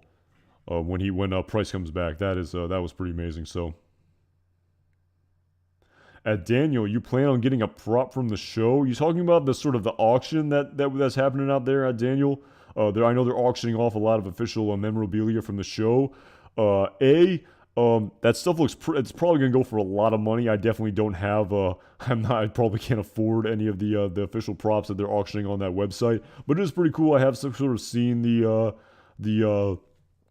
have seen a lot of the memorabilia that they're auctioning off. Kind of cool stuff. For sure. Like I think one of Saul's suits and the In Liba Dining Jungs, the sort of epoxy slide ruler. I saw they're auctioning off things like that.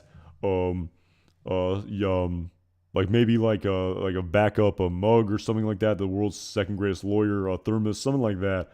But yeah, I mean, I'm not too big on collecting memorabilia and things like that, and I probably couldn't afford to. That definitely seems like kind of an expensive hobby at Daniel. But no, I definitely checked it out. It would be cool, if I had the ability to do so. But yeah, I am not getting a prop from the show. Maybe I'll have to try a Cinnabon one day at Daniel. I've never done that. That seems to be more in my price range and more something that makes more sense with me actually eating a Cinnabon.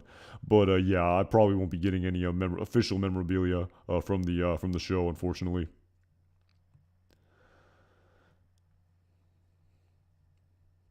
Oh, that's right. At Ahiwa doing. Yeah, it was Hector's backup bill. I think that's what they were. That's what they were auctioning. That's what they were auctioning. Yeah, it was the backup bill.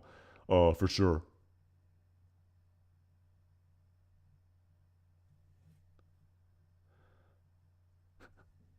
Yeah, some of the props. There are. Again, I'm not. I feel like yeah, I'm not. I'm not much of a prop collector. I know a lot of people are into that. The memorabilia stuff, but it is. It's not something I've. It's not some world that I'm too well versed in. So yeah, John Sweet. I mean, from what I heard, the leaks, quote unquote. I think we are going to see Charles McGill, another character.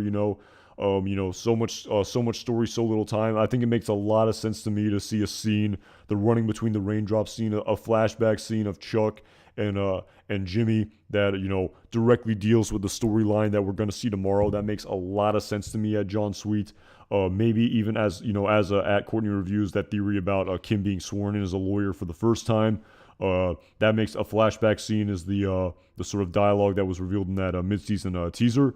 That makes a lot of sense to me. Like I said, maybe Howard Hamlin comes back, sort of foreshadowed by that tweet that Patrick Fabian put out this week of him and Chuck, or him and Michael McKeon and Bob Odenkirk from the episode, I believe, entitled Witness.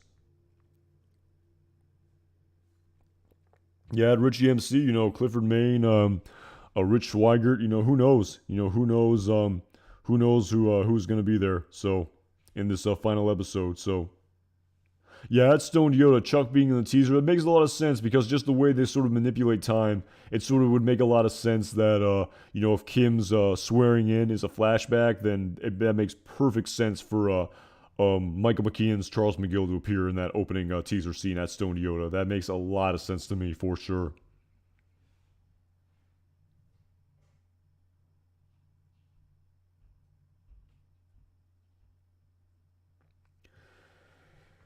Yeah, Global Paul, I think an hour 37, all in, including commercials. That's what people have been saying. Yeah, again, this name is so at Afik950615. I talked about this a little bit in my previous live stream, but in El Camino, actually, when Jesse Pinkman was listening to the radio, they said that Walter White died at the scene. So, Walt is dead.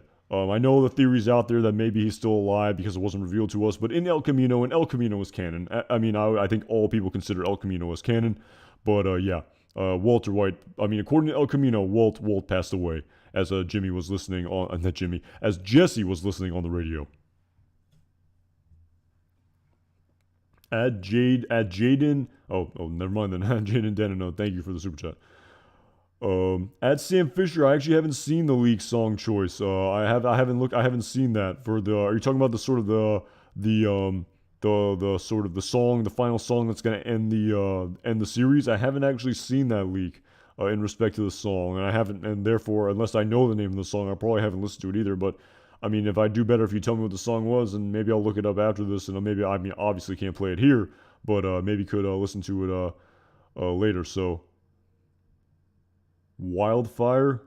Is that what it's called? Okay, interesting. I didn't know that. If that's the sort of the song, how did that get leaked? They're gonna that's quite the big reveal. If that's they leaked the. I don't mean how did it get leaked? So many things have accidentally come out. But all right, I'll check that out for sure. Appreciate Sam Fisher. Yeah, I'm not well versed in that song. Maybe I'll have to listen to it at some point. So.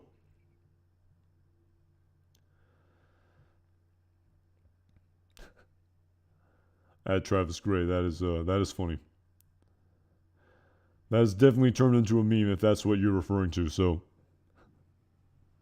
At Matt D, will I wear a suit for the finale? I don't even think I own a suit at Matt D.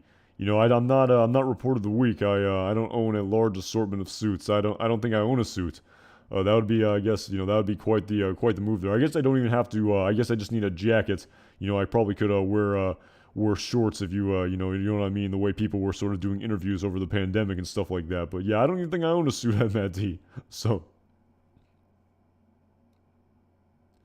At Trout's Honor, I was looking for Smoke on the Water. That's the song they ended season 1 of Better Call Saul with when Jimmy's driving down the road, if I'm not mistaken. So, I put a red jacket on, LOL, at Sam Fisher. I definitely don't own a red blazer, that is for sure. At Big Boss, 9 o'clock Eastern Standard Time is the premiere of the series finale, the final episode ever of Better Call Saul, of apparently any iteration of this universe, according to Vince Gilligan. So yeah, 9 p.m. Eastern Standard Time.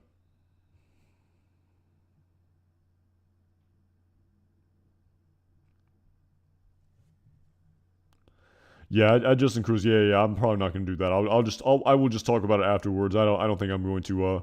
I know some people are doing that, but yeah, I'm just going to. I just want to sort of. I'll take it in as is, sort of. But yeah, I don't think I'm going to live watch it. I know some people are doing that, but yeah, that's not. I'll be live afterwards for sure.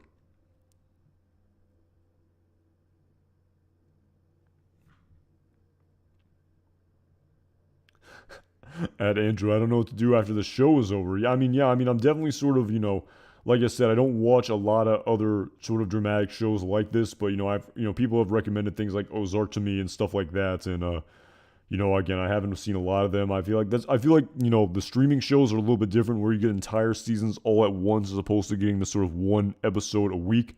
So yeah, I'm not going live during the episode. No. I'm gonna go afterwards. I know some people are doing that. That's cool if people want to do that. But yeah, at Stoned Yoda, I've heard a lot of good things about Mr. Robot for sure. Again, I haven't seen it, but I've heard good things for sure. So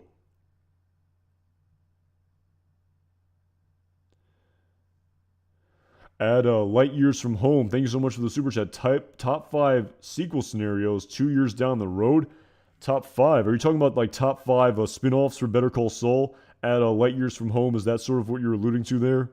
Um, if you're not, you could sort of try to clarify that. But I think I see what you're getting at there at Light Years from Home, and thank you so much for the super chat. Really appreciate it.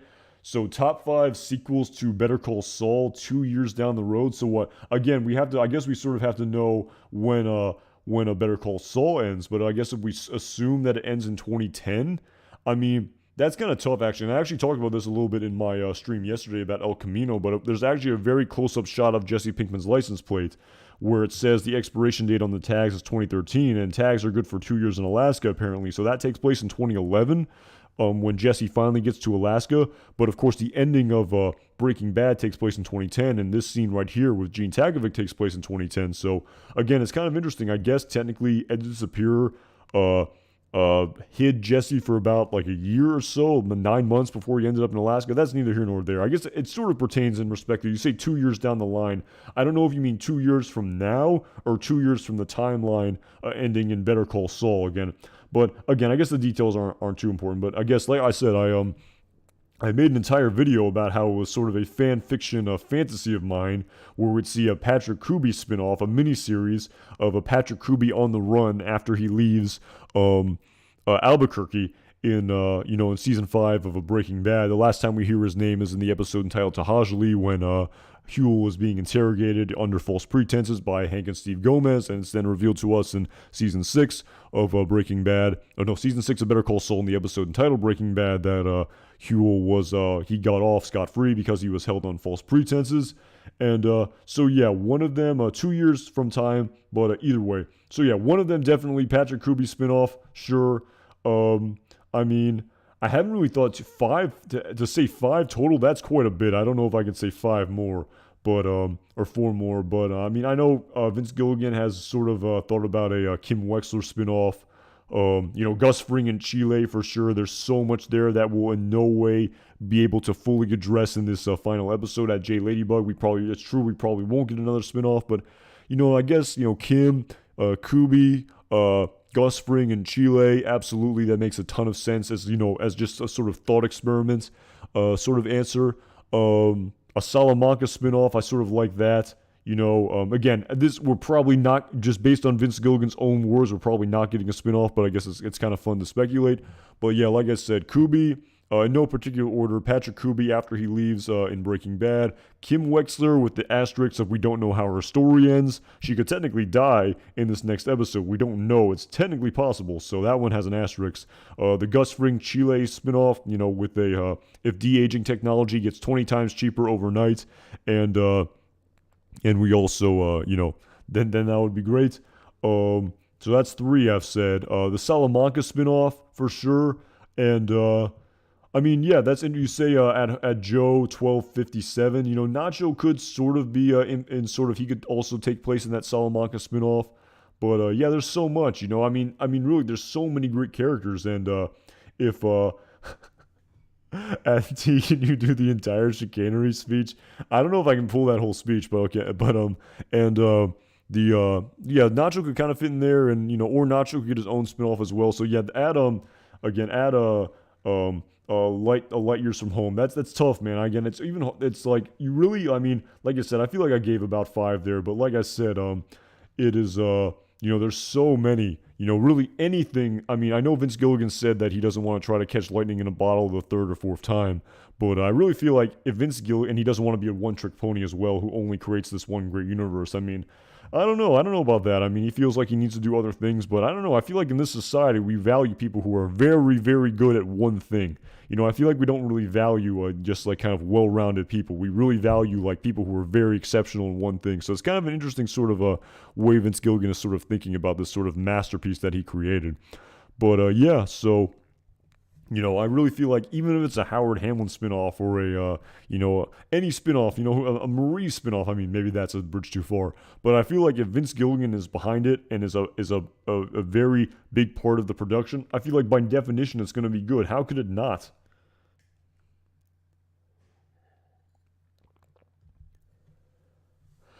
Yeah, I'd see, but the Gus Fring Chile spinoff with Giancarlo Esposito playing him with the de-aging technology becoming precipitously cheaper, that I think has grand slam home run all over it. But of course, until the de-aging technology gets cheaper, that's never going to happen. And I don't like you know, I mean, at Rodrigo Del Rio, you know, Tortuga. While I don't think he's going to get a spinoff, that's another character who I mean, the sort of that scene is sort of wrapped up. The cartel scene's wrapped up. I don't think we're going to Tortuga's probably not going to appear, but who knows? It's definitely possible. But yeah, it's you know, it is what it is. So at ADHD Whiskey. Oh, interesting name there. Thank you so much for the super chat. Gene timeline is all a dream from the edge from the edge shop. Saul will wake up terrified, won't go to Nebraska. Uh, the finale will end in color in the Breaking Bad timeline. So you're basically saying the whole the whole thing is a dream. I think people would riot. I think if that was the case, if Saul wakes up and that's the scene of Walter White, oh my goodness gracious. So if I know, I think I know what you're getting at here. I think this is actually pretty hilarious. But if Saul wakes up in Ed the Disappear's basement, with you know staying in the room with Walter White that took place in the episode entitled Granite State, if this was all a dream, oh my goodness gracious, I think people would riot if that was the case. That would be absolutely hilarious. I mean, that would be. I think I would just laugh. And you know what? I really feel like people would defend it. I mean, I don't know. I really wonder how people would react to that.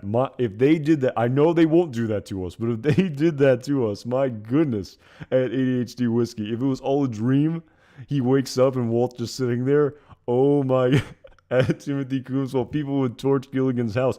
But then again, you know, I know a lot of people, you know, it's hard to criticize Breaking Bad and Better Call Saul, you know, even if you just criticize a little aspect of it, you know, people get a little bit upset. So, at Jaden Denton, I will definitely get to that for a super chat for well as for sure. I thank you so much at Jaden Denton for the super chat. I will get to that, but my goodness, if at Joe 1257, that would be pure chicanery if it was all a dream. That is absolutely hilarious at ADH Whiskey.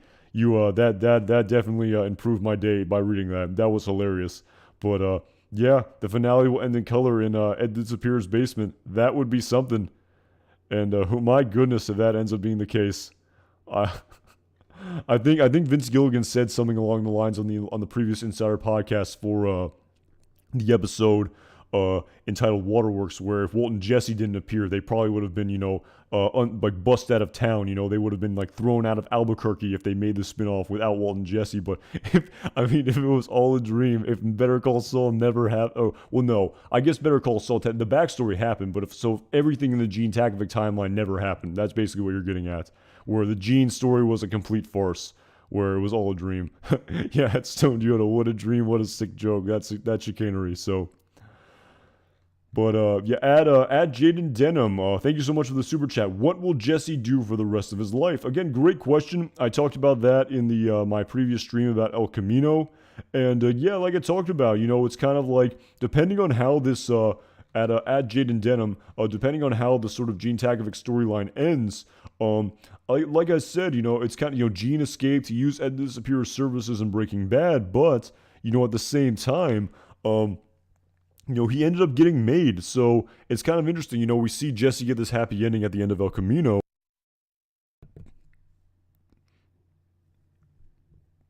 Excuse me, at the end of El Camino.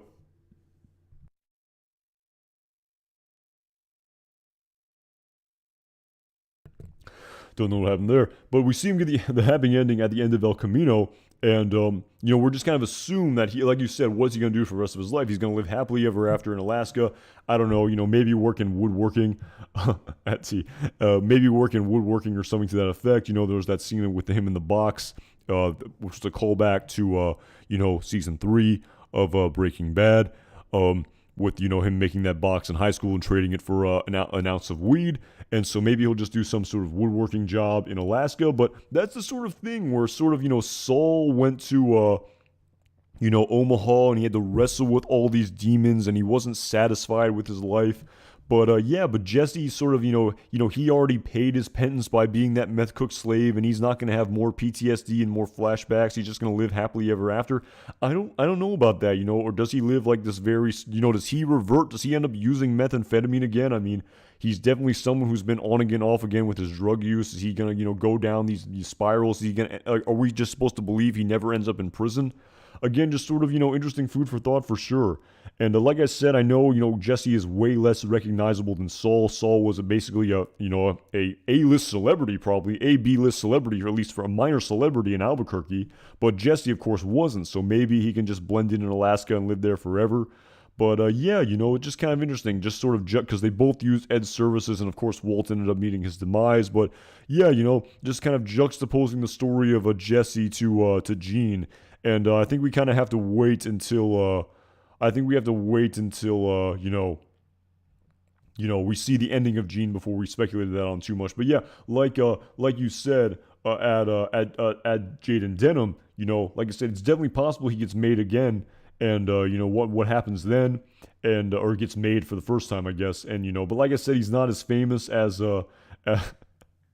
he's not as famous as Gene, but at T, man, that's hilarious. Jeff moves to Alaska. Yeah, what if Jeff moves to Alaska and recognizes Jesse? Then what? Then what happens? So it's, again, I guess, before I sort of nitpick that storyline and sort of, think about that a little bit more, I really feel like we have to just see what happens to Gene first.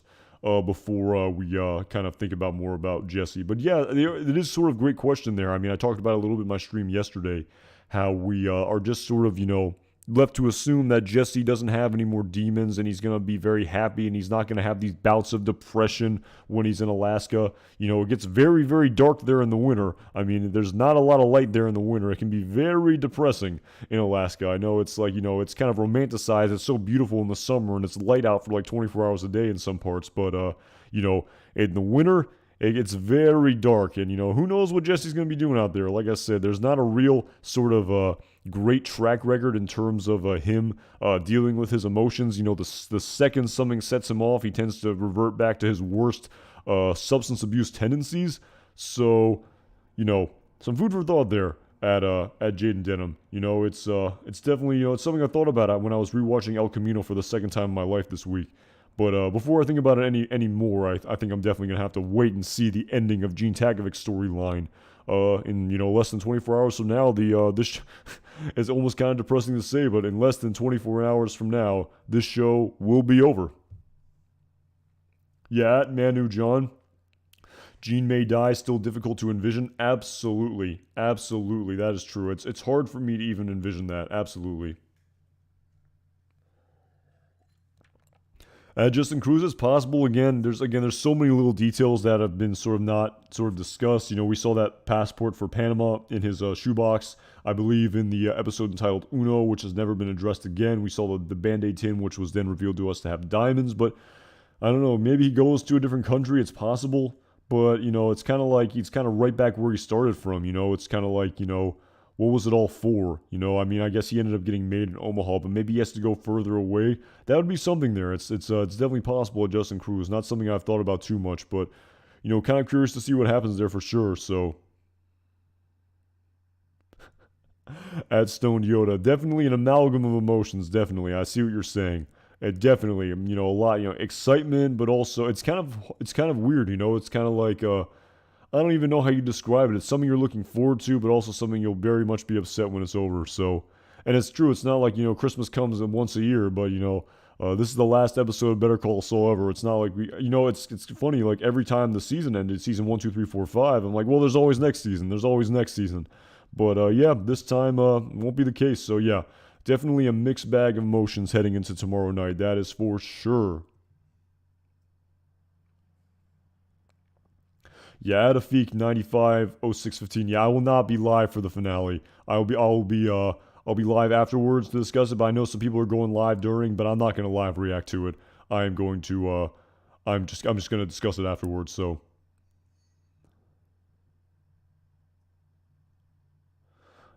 quite the name here. As Demented Mussolini FJB. Oh, cool, man. Yeah, I did see they're auctioning up those boots as well. I imagine those are going to go for, those are going to be highly coveted for sure. Those are Salamanca boots for sure. That's going to be, there's a lot of cool items in there for sure. So that is funny. I do tell Dylan 2 times. I'm not too familiar with his music, but maybe that quote does sum that up the best.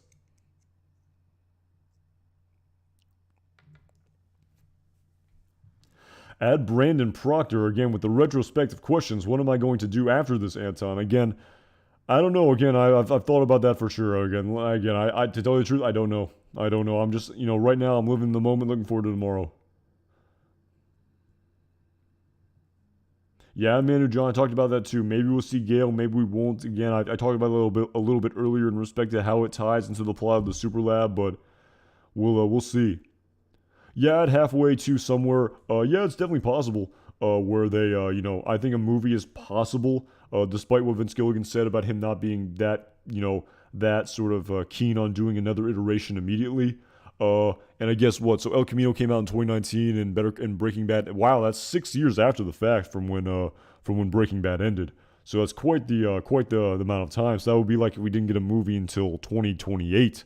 That's quite a while, but of course at the same time Better Call Saul was going on, so it wasn't like it was a total removal of the universe completely. It was a removal from Breaking Bad of 6 years, but not a complete removal of the universe. So it is, interesting sort of thought there for sure. Yeah, at Steve Bob JD, I wouldn't trust a thing IMDb says. Definitely not very reliable in terms of accuracy, but we will see.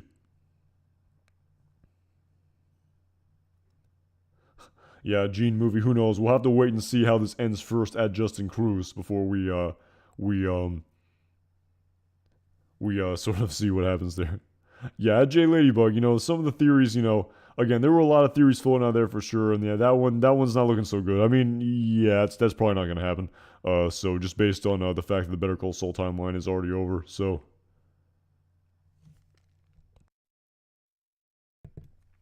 And at Manu John, and that's actually an interesting point. It reminds me of something I wanted to speak on where you said about seeing Saul's golden throne again, where it's actually kind of interesting. It's still crazy to this day. We have never seen Saul Goodman home alone. We saw his sort of house in the cold opening scene of the episode entitled Wine and Roses of the season 6 premiere, and of course we saw that flashback scene, or again flash horizontal to use Peter Gould's term, to his house in the episode entitled Fun and Games. But of course he's there with a prostitute, and he's in full business mode. We've never seen Saul Goodman in just full relaxation mode when he's home all alone. We've yet to see it. It does not exist in any iteration of this universe, El Camino, Breaking Bad, or Better Call Saul. We've never seen Saul Goodman home alone, and it's that's a movie I'd like to see. That's funny at Sam Fisher, and yeah, I would love to see a scene of that as well. Saul being home alone. I don't know if we ever will see him home alone. I'm not so sure, but yeah, at Jaden Denham, I don't know if they're gonna go full Sopranos here. I don't think that's gonna happen. I think that's yeah, I don't think that would be I don't think that's the way they're going to go, but who knows? It's possible. Exactly, at Right on Time, Suzuki Esteem a Better Call Saul film. If we go that based on the title of El Camino, that makes a lot of sense to me. The sort of the linear parallel of what they would name the if we ever get a movie here.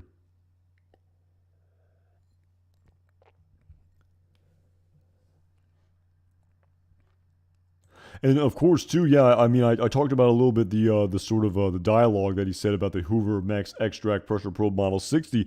But of course, again, I talked about it a little bit in a video this week. But again, just the fact that they have even this shot here that is apparently going to appear in this episode of Jimmy's burnt out, not burnt out. I mean, it's just totally total Suzuki Esteem here. From the last time we saw it was all the way back in the desert by the Mexican border in a season 5 of Better Call Saul in the episode entitled Bad Choice Road when Lalo stumbles on the car. So again, you wonder how this scene is going to impact the the finale as well. I mean, I would imagine it's sort of a flash horizontal running between the raindrops, but the exact context of why they are showing this scene, he's not. I mean, is he gonna? It's true. We did see him back in Albuquerque in that teaser where he's walking by the corkboard with the $5 million reward poster, but does he go back to his car for some reason? I mean, I hadn't even considered that. I mean, I guess it's technically possible, but yeah, I hadn't even really thought about how the Suzuki Esteem will come back into the storyline and why they're displaying it here and why they overlaid the Hoover Max extract dialogue over it. And yeah, like I talked about in my stream yesterday, in respect to El Camino, I've also wondered, and I made in my video as well heading into this week, during this week, about whether or not Ed Sapir will, be displayed to us in this episode, archival footage, or maybe a different voice actor, or something to that effect. I mean, they don't seem to have the budget for a deep fake, but yeah, just a lot of questions here. And just kind of the irony of it all, where Saul could have just, he could have went with Ed Sapir back in season 5 of Better Call Saul in the episode entitled Magic Man and avoided all of this mess. And of course, even after everything that happens, now he wants to go with Ed Sapir. That is, the irony there is definitely present for sure. So, yeah, it's Saul gone. What does it mean? It's kind of like it's all gone. That's kind of the sort of play on words there for sure. But what is the actual meaning of that? What is the actual double meaning behind that title? Remains to be seen. Death for sure. That's definitely a possibility. A sort of a foreshadowing of the ultimate fate of his character. So yeah, it is. Again, so many questions here. Again, hard to pontificate on specific actual details that are going to happen. But like I said, unless it'll be all over less than 24 hours from now.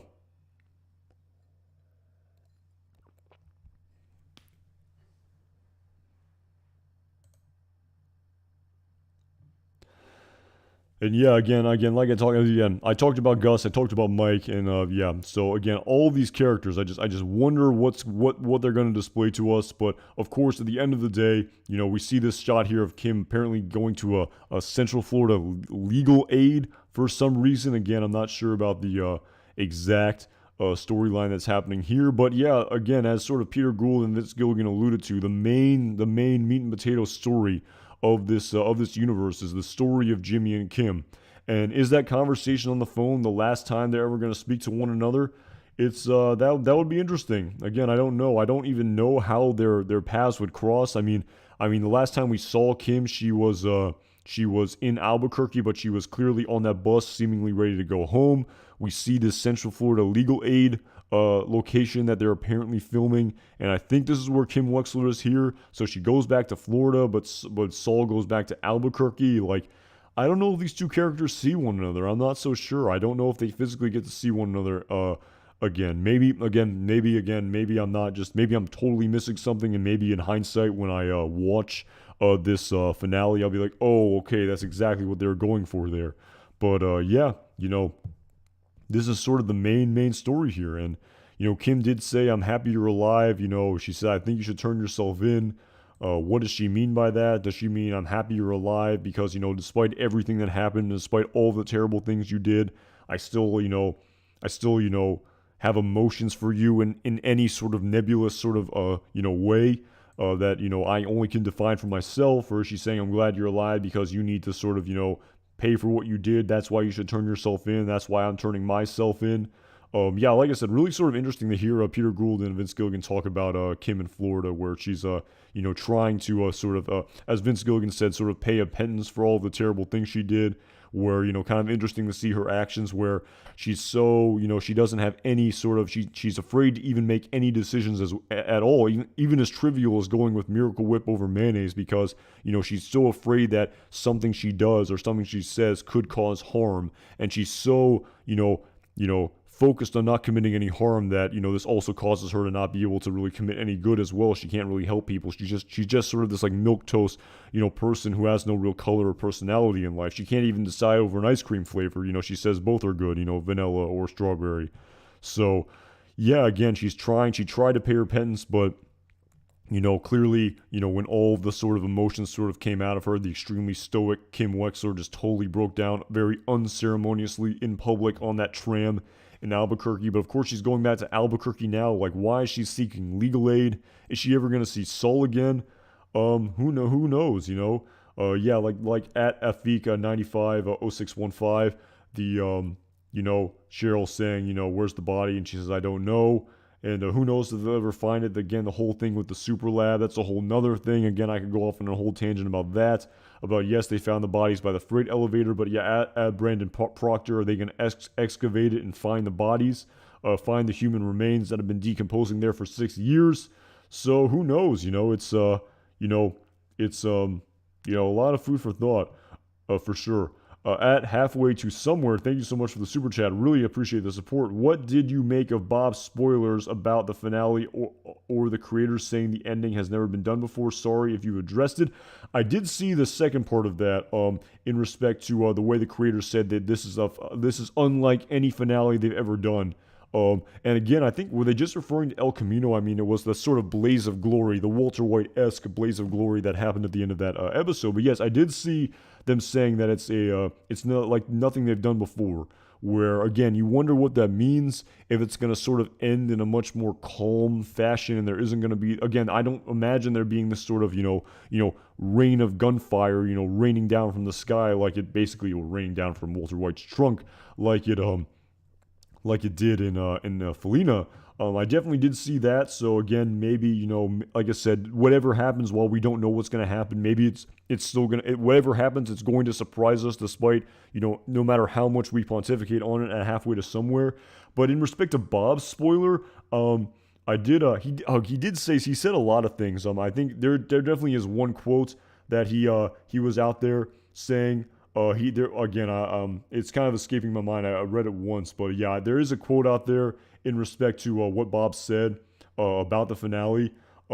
Again, I didn't read it too carefully, clearly, but if you mention that, if you can jog my memory, but yeah, he definitely said something in respect to the finale where, again, it didn't have to do with again, I could try to look it up real quick, but oh, was in the Vanity Fair? I mean, there was a lot of spoilers with him and Ray. I mean, he said a lot of things. I mean, I'm not. Again, if you speculated on it, I mean, if you want to, say it in the chat, I'd be happy to speak on it. But yeah, there's been a lot of spoilers out there for sure in respect to the ending. I know. Didn't Vince Gilligan also said you're gonna have to buckle your seatbelt for this ending? That's what he said in respect to the ending. I know he said sort of like little things like that. At halfway to somewhere, I don't know if it's more of a sort of real spoiler where it's giving away a large portion of the plot, or if it's more just a sort of foreshadowing of a sort of a metaphor of what is to come in respect to the story. But yeah, if you spoke on it, but no, I didn't see the direct spoiler from that Vanity Fair article, where I know Kim said death is not the only tragic ending, but. Oh, okay, someone asked him if it was hard to do the finale, and he said no, because him and Kim were also saying goodbye in real life, so it was easier. So, oh, okay, so yeah, I guess you're insinuating that they get to say goodbye on screen. Again, I'll have to sort of read over that interview before I speak on it anymore.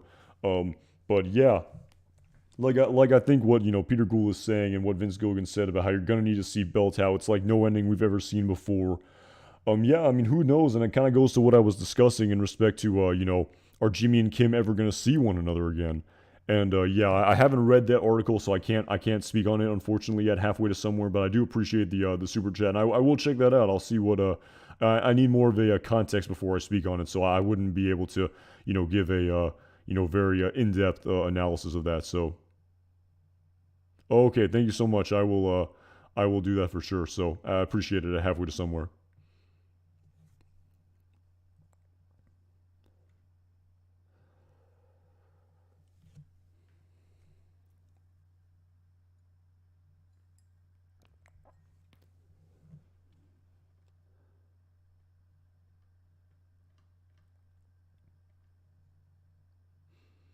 Kim can still be a paralegal, I guess. I mean, I don't know. Maybe she does that. I guess it's possible. I've seen people write that in the chat at Gift Sparks. Definitely possible. But yeah, again, who knows? And like I said, I really wonder if their paths cross. I mean, the last time we saw Kim in the previous episode, she was in Albuquerque, but definitely based on this behind the scenes image, it definitely looks like she's back in Florida. Gene is in Omaha, but in the teaser, we see him in Albuquerque. So again, you just wonder how the sort of paths cross here. I mean, if she goes back to Florida and then she goes back to Albuquerque and runs into Gene, who's also in Albuquerque based on that teaser. So it's again, I really just don't know what's going to happen here in this final episode.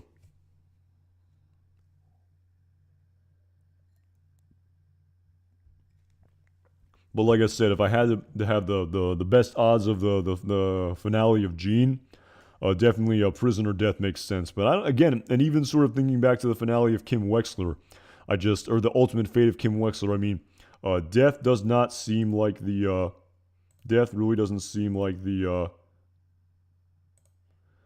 it just doesn't seem like it's going to happen for sure. For Kim Wexler, I mean, they even sort of alluded to that in the Vanity Fair sort of piece where they went over fan theories. And, they were kind of saying, well, you killed off all of these characters. Can Kim really die as well? They were kind of, really sort of nudging and hinting at, what wasn't going to happen. I guess it's possible, but Kim in jail, it's again, I just don't know. Again, I don't know. It's going to be, yeah, I mean, it's something that I'm, have to think about as well.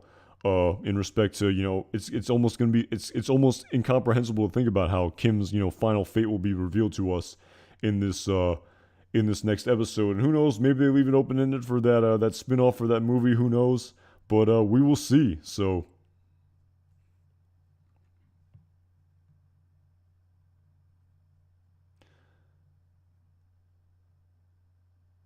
yeah, it's Stone Yoda. I mean, those make the most sense. Death, prison, getting away. I don't know. Like I said, I think open-ended endings can be done well. I mean, like I said, I was a big fan of the movie There Will Be Blood. I mean, that had one of the biggest open-ended endings of all time, and that was just an absolutely amazing film that got tons of critical acclaim. I mean, speaking for myself, I absolutely loved it. But yeah, it's food for thought for sure. And I don't know. It's I feel like despite the closure, I feel like I mean before Breaking Bad was even displayed to us as a show as a no excuse me El Camino was displayed to us as a movie. Jesse Pinkman's storyline was very very very open ended, and at the time I wasn't a huge fan of it, but I've definitely come around to it more now as I spoke about in that live stream. So yeah, Hat T, great movie. No, There Will Be Blood and a very very open-ended ending. So we'll see. I mean, I mean, like I said, I like those kind of endings. I mean, maybe again, and that's the thing with endings. It's impossible to please everyone. By definition, I feel like endings of shows are very polarizing, and you can't please everyone. But at ADH Whiskey, thank you so much for the super chat. Really appreciate it. Black and white dreams often symbolize a sense of loss. Therefore, if you keep dreaming in black and white, you feel saddened by losing friendship or love. So interesting there. I mean, so I guess you're kind of being serious in respect to the fact that Saul, it was all a dream. If Saul sort of wakes up in the end and it's all a dream. Again, I don't know if they're gonna go that way, but again, I'm not well versed in the sort of science behind dreams. I didn't know about dreaming in black and white. Symbolizes a sense of loss. I'm not well versed in that. That the science behind that. You feel saddened by losing a friendship or love. So, I mean, I guess you're sort of, serious in respect to the fact that he wakes up in Ed's basement and it's all a dream. So, I mean, okay, I didn't know that. I'll have to take your word on it. I'm not well versed at all in that world in respect to the science of dreaming. It's actually quite interesting, the sort of little things I've heard about it. But yeah, I mean, that's interesting. If any of this is actually a dream in the end, that would be something. That would be something for sure. I mean, at Faisal, if it's a dream, I'm writing. You wouldn't care for the dream ending, but again, who knows? So, too many coincidences to not be a dream. Wow, that is something there. You're kind of doubling down on that theory. I mean, it's technically possible. I mean, that would be something. I will doff my proverbial cap to you, sir. If that ends up being the case, to quote Gail Bedecker in the flashback scene in the episode entitled Box Cutter when he's talking to Gus Fring. But well, that would be something right there if it was all a dream. But yeah, it's that would be something. If it was, I mean, that would, I mean, I guess the Gene Takovic timeline would have all been in Gus Fring's head. The cab driver, all of it. The conversation with Kim, the conversation with Francesca, it would all been in his head. So that would have been that would be something right there. So who knows? It's we'll see. Like I said, all will be revealed in less than 24 hours.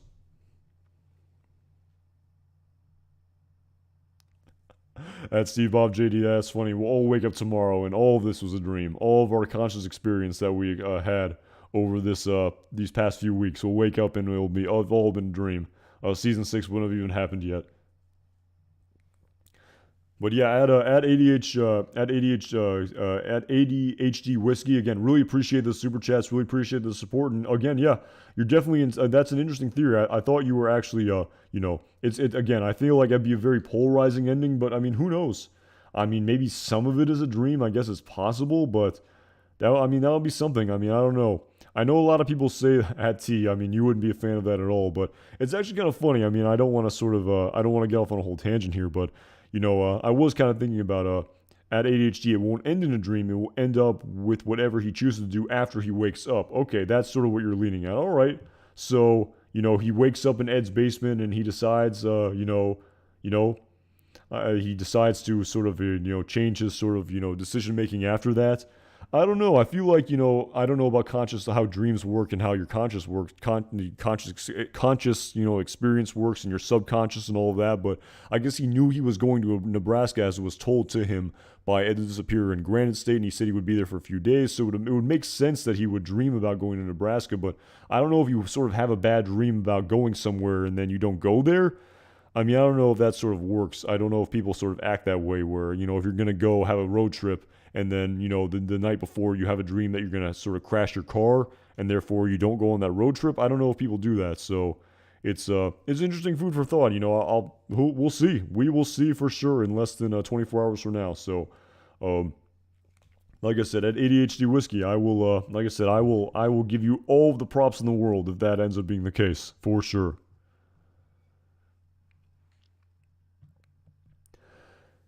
Yeah, again, it's kind of funny, I have seen, a lot of people, again, it's kind of like if you ever sort of, I guess even if the ending isn't that or however the ending is, people, it's very contentious when you, criticize, aspects of the universe, and people are very, people do make very sort of articulate defenses of maybe even more controversial things. So, oh, well, you're too kind at ADHD Whiskey. Really appreciate the support. Thank you so much for watching the channel.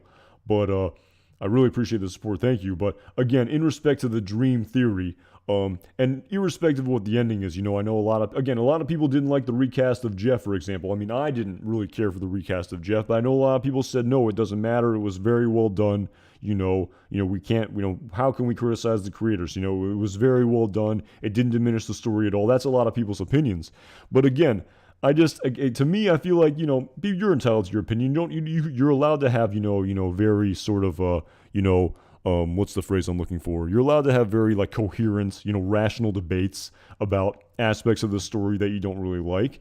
And, I know a lot of people like to defend, this show, and a lot of people like the new Jeff, and a lot of people feel like it didn't diminish the story at all. But, I kind of go back to that infamous scene in Breaking Bad of Skyler singing "Happy Birthday, Mr. President" to Ted Beneke, and that's part of this universe as well. And even if the intentions were they had the good intentions of displaying to us that scene in that episode where it's sort of foreshadowing the affair that Skyler would eventually had with Ted Beneke, the execution of it, I'm not so sure about that. And I know that scene is pretty contentious, so I don't know if everyone. I don't know if there's a large cohort of people out there defending the Skyler singing "Happy Birthday, Mr. President" as saying, "Oh, this is a great scene, and I can give you a very sort of coherent description on Reddit of why this is a great scene, a great scene, and why it's very well done." And regular people really aren't understanding the true, just unbelievable artistic nuances of this scene. So yeah, I mean that's just something I thought about. I mean, I know that scene's pretty contentious, and I know a lot of people like to skip over that scene when Skyler's singing "Happy Birthday." Mr. President to Ted Beneke. And like I said, even if the intentions were good, the execution on screen, maybe it was left a little bit something to be desired. So yeah, a lot of confirmation here where people were kind of taken aback by that scene. But yeah, the creators put it in.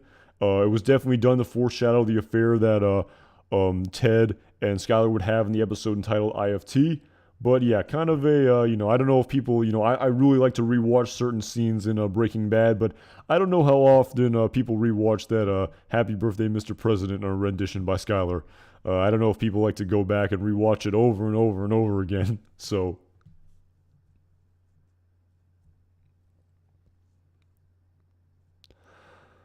Ooh, but yeah, on that note of bringing up that scene from Breaking Bad, I think I'm going to have to end it here. But yeah, like I said, really appreciated everyone for tuning in tonight. Really looking forward to finally seeing how this story will end in less than 24 hours from now. Really appreciate, all the super chats. Really appreciate all the support. Again, really interesting theories. At ADHD Whiskey, who knows? In respect to, if it was all a dream, we'll see in less than 24 hours from now. But like I said, we will see. So yeah, like I said, really enjoyed this stream tonight. Like I said, thank you again for all of the support that this channel has received, and really appreciate all of that. I will be live tomorrow after the episode airs. Cannot wait to talk about this episode. Cannot wait to see how it all wraps up. Unbelievably bittersweet and surreal to think about how this is it. This is the final countdown. It is. This is the last iteration of this universe, at least for a very, very long time. Maybe ever, according to Vince Gilligan. But I'm gonna enjoy it while it's still here, and I cannot wait to watch it tomorrow. So yeah, I will be live when the episode ends. It's gonna be a long one. It's gonna be an hour 40, so probably maybe even close to 11 by the time it's all over. So yeah, can't wait to talk about it tomorrow. And yeah, really enjoyed the discussion tonight. Always love learning from the chat. That's for damn sure. And I will see you guys around. I'll see you tomorrow. Have a great rest of your night. Have a great rest of your weekend. And really looking forward to talking about this one tomorrow. Take care.